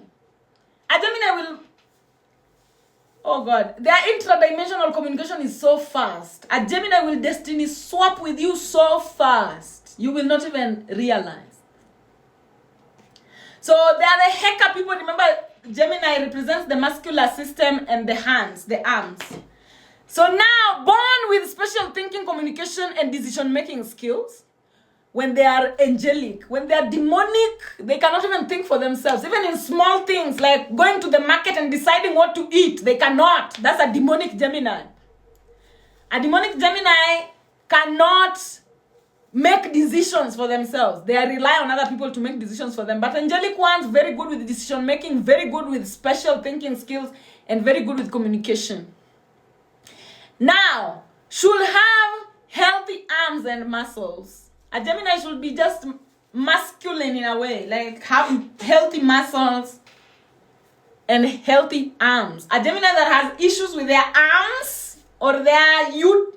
Remember, arms in the womb are the fallopian tubes. So a Gemini that has issues with their arms or their fallopian tubes, demonic to the core. Born to help the world generate, recall, and store information. So Gemini are born to help the world generate information. They are the hacker people. Tarot readers. Geminis make the best tarot readers. Gemini make the best oracle readers. Gemini make the best channels. Gemini make, some of the best healers also. Because, Gemini is where fertilization takes place. So they help the world. Somebody's asking what is Heka. Go to my page, you'll find a lot of information on Heka. Everywhere I am, Heka is there. So find it if you're watching me for the first time. Born to show the world how to embody independence. And should always be gossip active because she's air. So Gemini, literally, what I'm telling you, Gemini is all about Heka energy. They are the masters of Heka. Masters of Heka. Masters of Heka. Masters of Heka. A Gemini can even put Heka into you as another human being. And a demonic Gemini can take away your Heka. They can grab it away from you just like they can give it to you. A Gemini can block information coming to you. If you befriend a demonic Gemini, you will never know what's going on. What is truly going on around you, you'll never know. They'll never want you to know the truth if you are with a demonic Gemini. They'll do everything to conceal the truth. But an angelic Gemini will always tell you the truth, will always channel the truth. And an angelic Gemini will always be a healing channel to everyone that they come into contact with. One thing I'll tell you from my own example, from my own observation, is that a lot of Geminis of our timeline are demonic. A lot. Almost 99%. So if you're a Gemini who is angelic, know that you are outnumbered. You are outnumbered, you're voting, and the angelic ones are like 1%. It's like 9, what South Africans gave EFF. Demonic Gemini are getting the ANC votes, while angelic Gemini are like the EFF. So you as an angelic Gemini know that you have to be twice as powerful because your counterparts are busy working for the demonic realm. And that is the reason why a lot of women have menstrual problems, because they are not getting proper Heka energy from the Geminis of their lives. So be aware of that. And then we have Taurus. Taurus is born with high self-worth and self-value.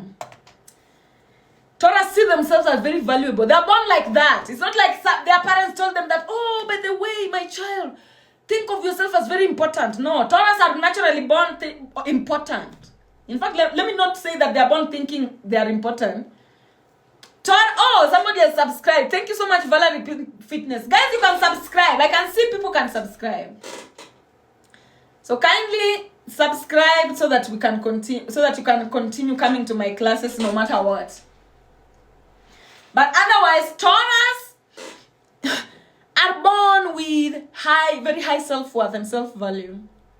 Born naturally self-supportive and always vocal about self-principle. So Taurus are the ones that they call the children of Ham. Ham is the throat chakra. And literally that is Osiris, that is Asar energy. So as a Taurus, you should, if you are with a Taurus that is not vocal about their opinions, about what they think, That's a demonic Taurus. Taurus are very vocal about about what is right to them. Very self-supporting. And they don't give a fuck about anybody else but themselves and the things they stand up for. So if you fall under the category of the things they stand up for, they will support you. If you don't fall, they will act like you don't even exist. Now, demonic Tauruses are silent, docile, and think that they are worthless. If you're a Taurus and you think you're worthless, you're demonic. If you're a Taurus and you think, and you're always just silent, you don't speak up for yourself, you allow that potato to to accumulate on your throat. You know, whenever you allow that potato, and I know you know what I'm talking about, there's a potato that is usually stuck on your throat when you don't stand up for yourself. And Taurus, they don't know that. Angelic Taurus, they don't know about that. They're always vocalizing. Even if you step on their toe, they will speak it up. Now, they're demonic Taurus, even if you step in their toe, they'll just keep quiet with them, go there, and keep on punishing themselves for the sin of others. Now, Taurus should have healthy voice, healthy neck, and healthy bones. A Taurus with problems with the voice, a Taurus who has problems with their neck, and a Taurus who has problems with their bones, demonic. Tauruses are born to teach the world how to embody the 7-day planets and show up for self daily. So one thing I would want you to know about Taurus and Capricorns is that, because Taurus is also Earth, Capricorn is Earth, and then Virgo is Earth. One thing you'll notice is that these people already have equipments to succeed on Earth. They're born equipped to succeed on Earth. Capricorn is born equipped to succeed on Earth by self-using. Virgo is born to succeed on Earth by self-preserving and self-protecting. Taurus is born to succeed on Earth by showing up for themselves every 7 days. And what does showing up for yourself every 7 days look like? In the lowest octave, it looks like inside your mind, 24 hours a day, 7 days a week, it's just you that is special there. That is how you know you are supporting yourself even before you don't have a job. Maybe you don't have a job. Maybe you are just a child in the university. Maybe you're not yet 24 years of age. Maybe you don't need a job. But how do you know that you are supporting yourself? Inside your brain, 24 hours a day, 7 days a week, you are the main character. Observe yourself. If inside your brain, somebody else is the main character, you are worshiping somebody else 7 days a week, 24 hours a day. Demonic Taurus energy. You should always be the main character. You should always thinking of ways to make you better, who to partner with, which people deserve to be in your presence, which people do you deserve to collaborate with, which people do you like. It is you. Which clothes do you want? How do you want your house to look? Is you. Where do you want to go? Which countries do you want to travel to? What do you want to achieve? It's you. That's how you know you are self-supporting. That's how you support yourself in the spirit realm. Because as long as you are the one who is occupying your brain 24 hours a day, 7 days a week, then you will show up. When you're going to the market, you will buy the favorite things for you. When you're thinking about what you want to become, you will think about the favorite things for you. But if somebody else is the main character, if somebody else is the main character in your brain, every time you're thinking of going to the market, you're thinking, hey, what should I get there? Every time you're thinking about what to become, you're thinking, oh, what would they like? By the way, what house do you... Demonic! If you are like that, and I don't care who that person is. I don't care whether that person is your mother, your husband, your what. You should always be loyal to yourself. When it comes to you supporting yourself, you should always self-value and self-prioritize. Your mother also has her own 12 houses. She can use it to self-value and self-prioritize. Your husband also has his own 12 houses. They can use it to Okay, men is different. Men are always supposed to value and prioritize the women they are with. So as a woman, you prioritizing a man, demonic even now that is, if demonic is here, as a woman, you prioritizing a man and having a man as the main character in your head, now your demonic level is here. If demonic is, your demonic level is here. Because as a woman who is in a relationship with a man, all you need to be doing is self. What do I want? Where do I want to go? What type of children do I want to have? What are their names? How do I want them to look? Which house do I want? You should always be thinking about you. And then now the man, as you're thinking about you, the man is getting telepathic communication that, oh, my wife wants this house. I need to work hard. Oh, my wife is having 2 kids. I need to go for that promotion. Oh, my wife is going. So the man should always center the woman, while the woman should always center herself. As a woman, if you don't center yourself, the men who are with you are pretending. They don't like you. Maybe you are the one who's funding them. It is impossible for a man to love a woman who doesn't prioritize herself. So if a man is pretending they love you and you are not prioritizing yourself, they are using you. And not you, that using that Kenyans have made famous. Using you in such a way that they have another girlfriend and you are paying the rent to their house. You are raising an entire family because you are the man now of your man. To man another woman. No matter what women go through outside here, you will be shocked. You will laugh your way out. Anyway, Tauruses are born to live as an example in abundance for the world to emulate the results of self-support. So as a Taurus, you are the one who is supposed to be showing people the mood board of what wealth is, what luxury is. The same way Scorpios are the ones who are supposed to be determining the beauty standard, Tauruses are the ones who should be telling us what luxury looks like. Tauruses are here to show you that if you support yourself 7 days a week, 24 hours a day, this is the life you will live. So if you are a Taurus and you are not already showing us that, you are failing in your own. If you are a Taurus and your life is not a luxury aesthetic, you are failing on your own. Because you came here to show us what luxury aesthetic looks like. Now, Tauruses are born to live as an example in abundance for the world to emulate the results of self-support. And then, Taurus should always be realistic because she's an earth.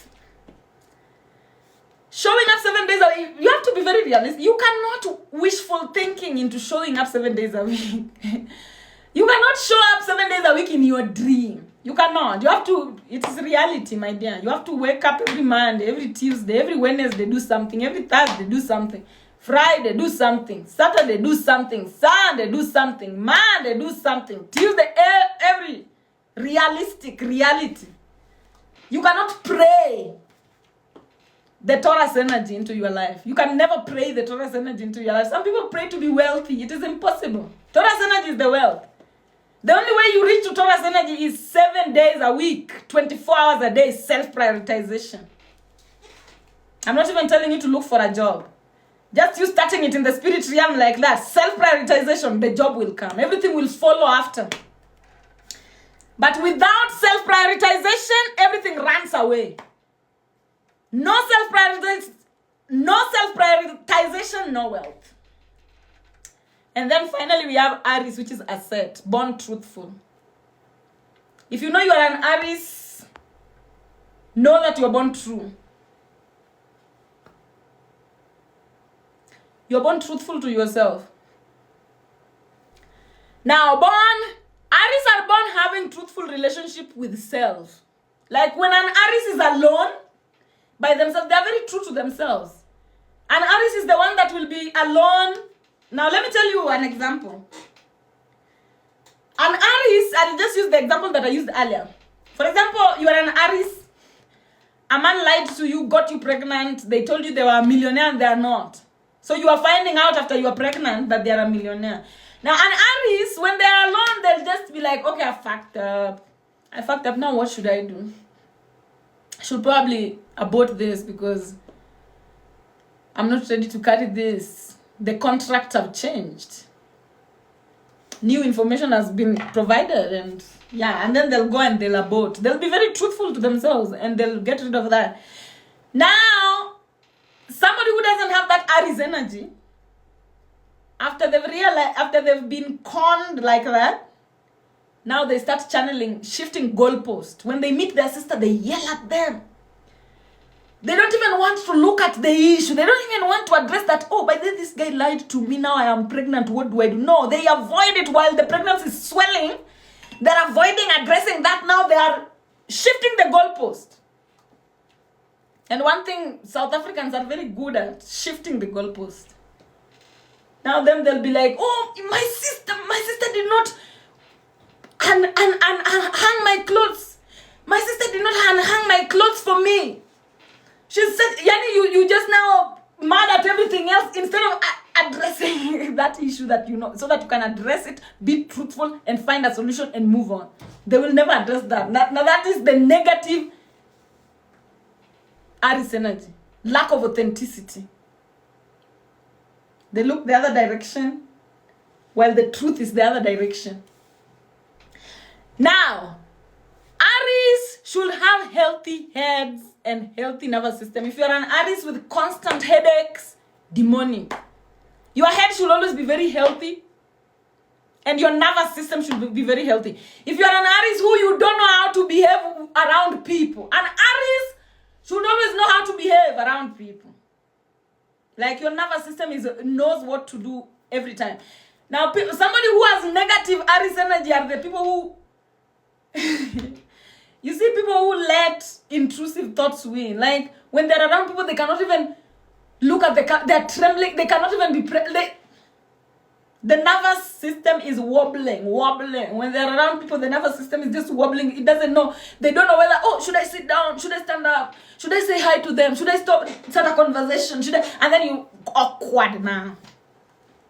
That awkwardness. Anytime you experience awkwardness, know that authenticity is not in the room. Because authenticity is telepathic. Every time you're telepathic, every time you're authentic, there's a telepathic communication waiting to marry you like butter trade. Every time you are authentic, there is telepathic communication waiting to marry you like butter trade. Because authenticity is telepathic. Every time you are fake, you are not authentic. Every time you are inauthentic, every time you are inauthentic, there is no reaction that is waiting to marry you. So it's just awkward. When you are authentic, a reaction is waiting to marry you. For example, you come here on my live. Let me just use a small example. And you are authentic. For example, Ayesha has posted that the Heru distributing energy. So they'll post it and then I'll have something to say about it. Just like I've had something to say about it right now. That is authentic. But then now in authenticity, I'm busy speaking here and then you're busy talking about your own things there. So we are not marrying. It's not marrying. So now there's awkwardness. Whenever there is awkwardness, know that authenticity is not in the room. And and people who are inauthentic are always awkward. They don't know what to do when they're around people. Awkward. They don't, when they meet you, they don't even know whether they should greet you or need. So they end up, oh, should I greet them or should I hug them? And then now it ends up showing like, oh, we are going to greet and then now we are hugging. Confusion. Anytime there's such kind of confusions happening, no, authenticity is not in the room. Authenticity flows seamlessly. You come, you shake hands. Or you hug. When you come now, you don't know whether should we shake hands or should we hug. It now becomes awkward now. Because now there's no authenticity in the room. So always know, these are just small examples that I'm giving, but they go a very long way. When you are not authentic, there's nothing to marry you. Nothing can listen to you. When you're not authentic, it's like you're shouting in a desert. Nobody is in sight to listen. But when you're authentic, it is telepathic communication. It's like the ibis. When you're authentic, it's like the ibis making noise at the exact right time when I need to hear it so that I shift my movement. I hope you're getting what I'm talking about. So, Aries, they are born with that truth, without authenticity. So an Aries is the person who should always be calm, They always know what to do. They always know what to say, when, how, to who, because they are listening to the intrinsic guidance of their body. A demonic one is moving like a confused element through earth. So if you meet an Aries that is moving through earth like a confused element, that's a demonic spirit. Now, Aries are born to teach the world how to plant new traits about self by listening to body and doing as she says always. So Aries, they are there to help you, to help new branches of you, to help new versions of you to sprout out. Because you're listening to the natural command of your body. When you're listening to the natural command of your body, even when you are desert, guys, you've never manifested anything in your life. And then right now, you start listening to the natural command of your body. It will be like greenery springing out of desert. Greens springing out of desert. And for that green to spring out of desert, that is what Aries is there. Aries is there to help you be true to yourself. So that new versions of you can sprout up. Because if you're not true to yourself, you're not growing. If you're not true to yourself, you're not growing, guys. But the moment you're true to yourself, you're growing. You don't even have to keep track. The way white people like to keep track of everything. Oh, 2 minutes. Oh, 2 calories. Oh, whatever. As long as you're authentic, you don't need to keep track of anything. Not the weight. Not what. You will grow to the direction that you are supposed to. As long as you're true to yourself, you don't even need to you don't even need to put an alarm. As long as you're true to yourself, your body will naturally get you where you're going. All these other side shows of, alarm, counting calories, checking weight all the time. All those are traits of demonic people. They're the ones who need to keep in touch like that because they're not doing what they're supposed to be doing. So they're forcing their body into conforming. But then you, who doesn't have to force your body into conforming, just know that as long as you're truthful to yourself, you can relax. Everything will fall into place. Now, and that is what Aries are born to do, to help you be truthful to yourself so that everything can fall into place. Born to live in the magic, in the supernatural, and in the impossible. So one thing there's something in ancient Africa that was called barter trade. In ancient Africa, we had barter trade, guys.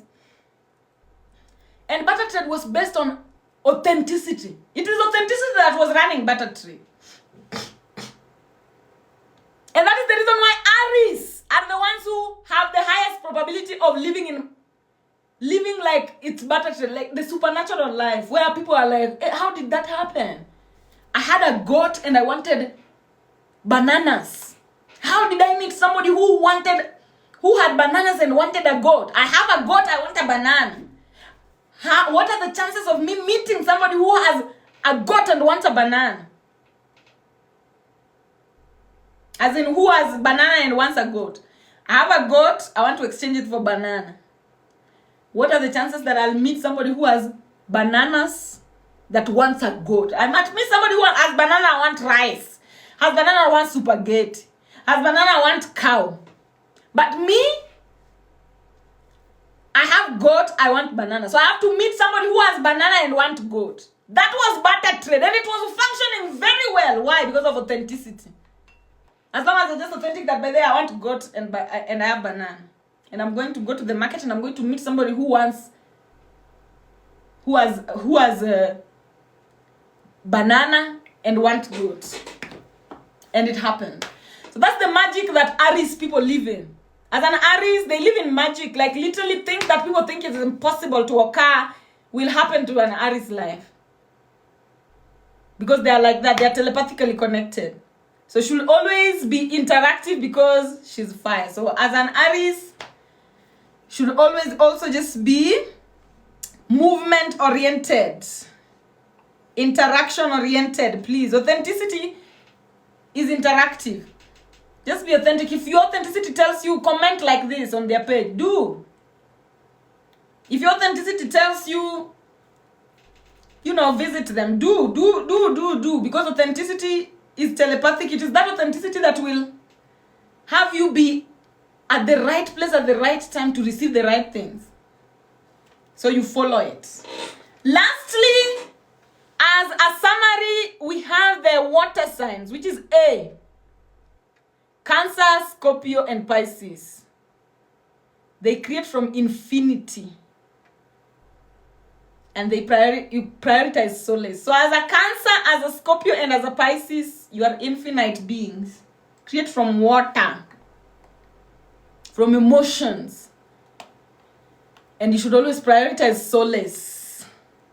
As a Gemini, a Libra, and Aquarius, you create from gossip research. You create from journalism. So prioritize journalism. As earth signs, which is Taurus, Virgo, and Capricorn, you create from being real and use of common sense. So prioritize grounding and presence. Staying present and grounding. Because as an earth sign, you create from being real and using your common sense. Just that. And you prioritize grounding and presence. And then finally, the fire signs, which is Aries, Leo, and Sagittarius, you create from alchemy and transmuting. So Aries, Leo, and Sagittarius, you create from alchemy and transmutation, and you should prioritize interacting and connecting. So still in other language, Aries, Leo, and Sagittarius means authenticity, self-love, and self-adventure. You achieve it by interacting and connecting.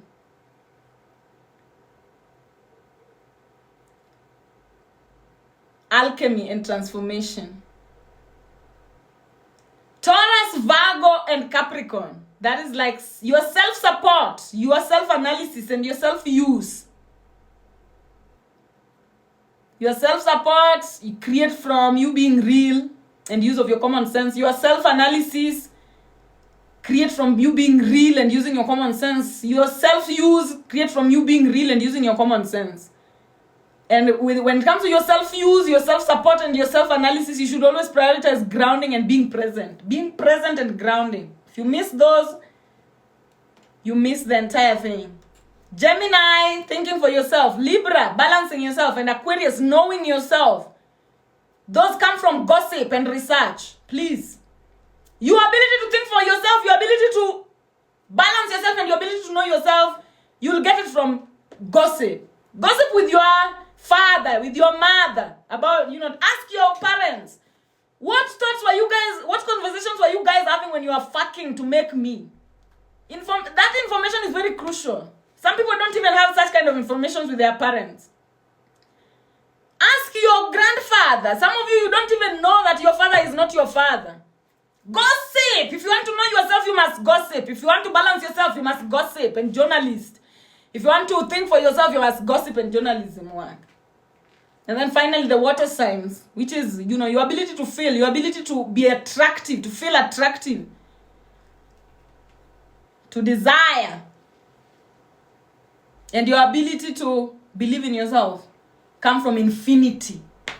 It's infinite. It comes from the dark. It comes from you seeing in the dark.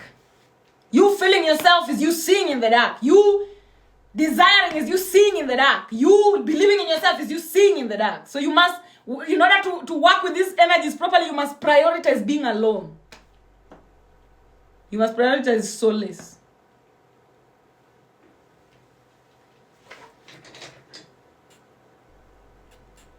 And guys, kindly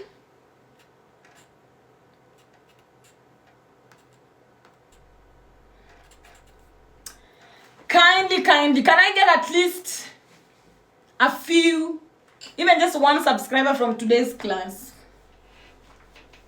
I've seen some people have been able to subscribe today. I don't know whether I was seeing my own things, but guys, if you are able to subscribe, if you think that this class was useful, kindly subscribe. This is the end of this class, and I hope that I'll see you again on Wednesday, which I'm coming with now, Destiny Swap. How people can get you out of your essence. That is the class that we're going to be doing tomorrow.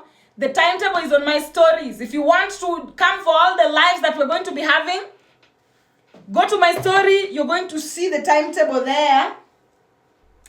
And then keep on coming.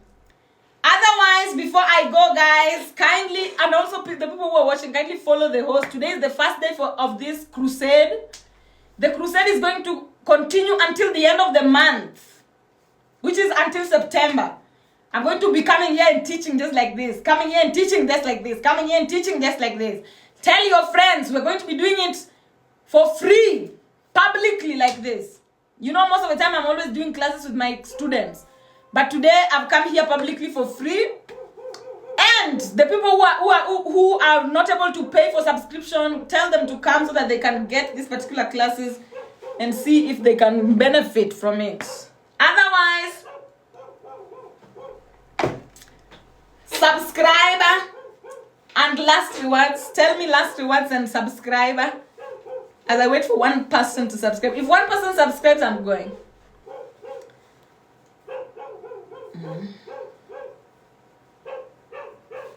Guys, pay attention. You know, subscription is it's just you paying attention.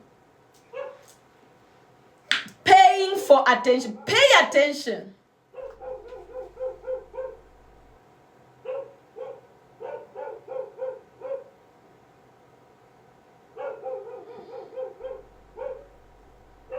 No YouTube yet, guys. No YouTube yet. Just give me time to move slowly. Somebody's asking, how can I subscribe? Please! I have even forgotten how to tell people to subscribe. I think I'm going to learn it.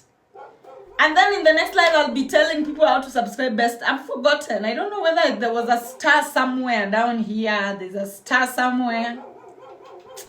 Because I can't see it from my side. But there must be a star somewhere down here where you press.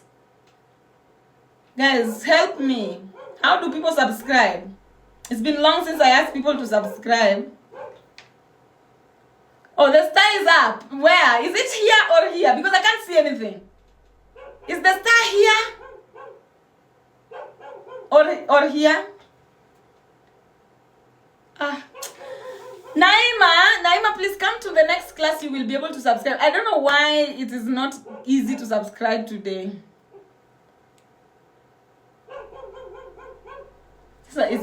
You guys are just telling me different things. Mara, the star is down here. Mara, the star is Jew. Mara is down here. Mara is Jew.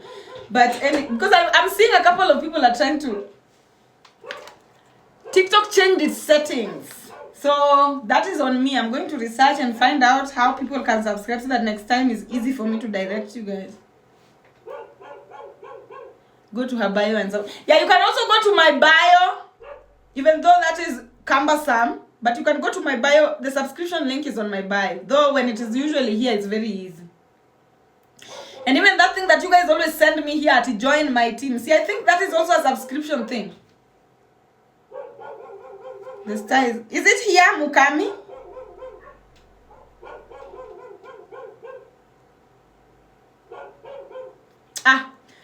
Wacha tusisumbuane nayo, guys. We have another class. We're going to be having 15 classes. Oh, by the time I'm done with those 15 classes, if you have not benefited, not my fault. It's the fault of your ancestors and Heka energy for you. Otherwise, it's okay. If it is difficult to subscribe today, wachana nayo. Tutafanya siku ingine. Kuna kuforce hapa. Kuna kuforce. So, the people who are here for the first time, I hope I'll see you next time. Anita, just wait. Come to more classes. Anita, come to more classes. Anita Chum Chum. Anita Chum Chum, come to more classes. You'll find out what Heka is if you don't already know. Just come to my classes. Please. Wednesday. The next class is on Wednesday. Though the Heka class. Anita, go to my stories right now. There's a post on my story. And then look at the date that is saying women is it the natural woman power or something like that. The date where I'm teaching the power of women, the natural woman power. That is the date that I'll be teaching about Heka energy. So mark that date.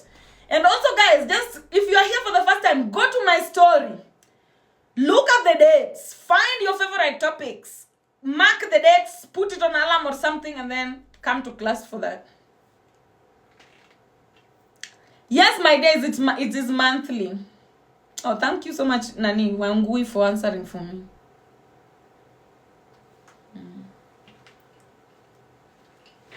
Dacian, that is you paying attention. Just start paying attention and you will see. And subscribers also can tell you. My subscribers down here. Do you think the subscription is worthy or not? Let them tell you. My subscribers, they have a name asset. Just inbox them. Maybe they can lie to people please me. Maybe you might think they're lying if they say it here. Just inbox one of my subscribers here and have a conversation and ask them, baby, is this shit worth the shit? And then they'll tell you the truth. Let them use their Virgo energy. My subscribers also use your Virgo energy to just tell them the truth. I don't want to ask you here because, you know, biases. Nala. So, if you can subscribe also, why am I asking for people to subscribe and not giving this information for free? Africa, we cannot afford to give information for free anymore. I don't come from a wealthy lineage. And this work that I do requires me to dedicate almost half of my life to it. And my ancestors did not leave me any money. All the money they could have left me, the Vatican took away. So now I have to survive, you know. If I was born in the 13th century or somewhere, you know, in the coming centuries where my ancestors have accumulated enough, then this information, I can give it for free. Just for free, but I cannot give it for free because Africa, and you know what happened here. So we don't have the luxury of gifting for free anymore as Africans.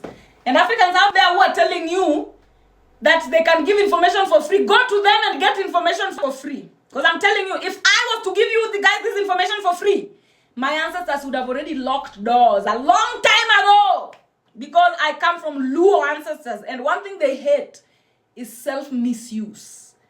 Luo ancestors hate self-misuse more than anything. So if I was to give this information for free and I'm not getting anything and I'm living a poverty lifestyle, then my ancestors will say, bitch, we are not giving you any more information. No matter. The pek pieri kucho.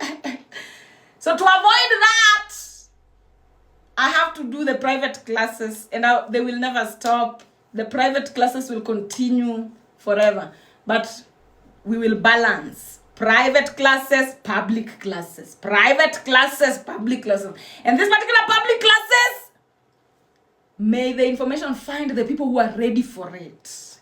May my live stream, even if 2 people, may my live stream always only go to people who are ready to receive and desperate to receive, and especially the ones who are desperate to receive but cannot afford. May I be put in their For You pages during this particular September. And that brings us to the end of this particular class, guys. I want to thank you and thank everybody who showed up today for me. This is just the first day, so kindly manifest for me to be able to finish this particular lap until the end. Wait. Otherwise, we're going to be singing the anthem, and that's it. Remember, when we're doing public lives, the anthem is a must.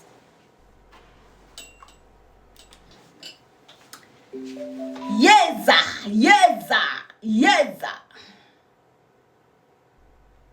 So we do that, the anthem, and then we go. Va.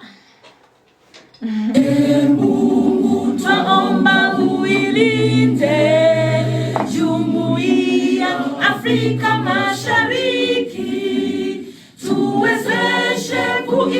kwa amani, tutimize na malengo yetu. Jumuiya yetu sote tuilinde, tuajibike, tuimarike.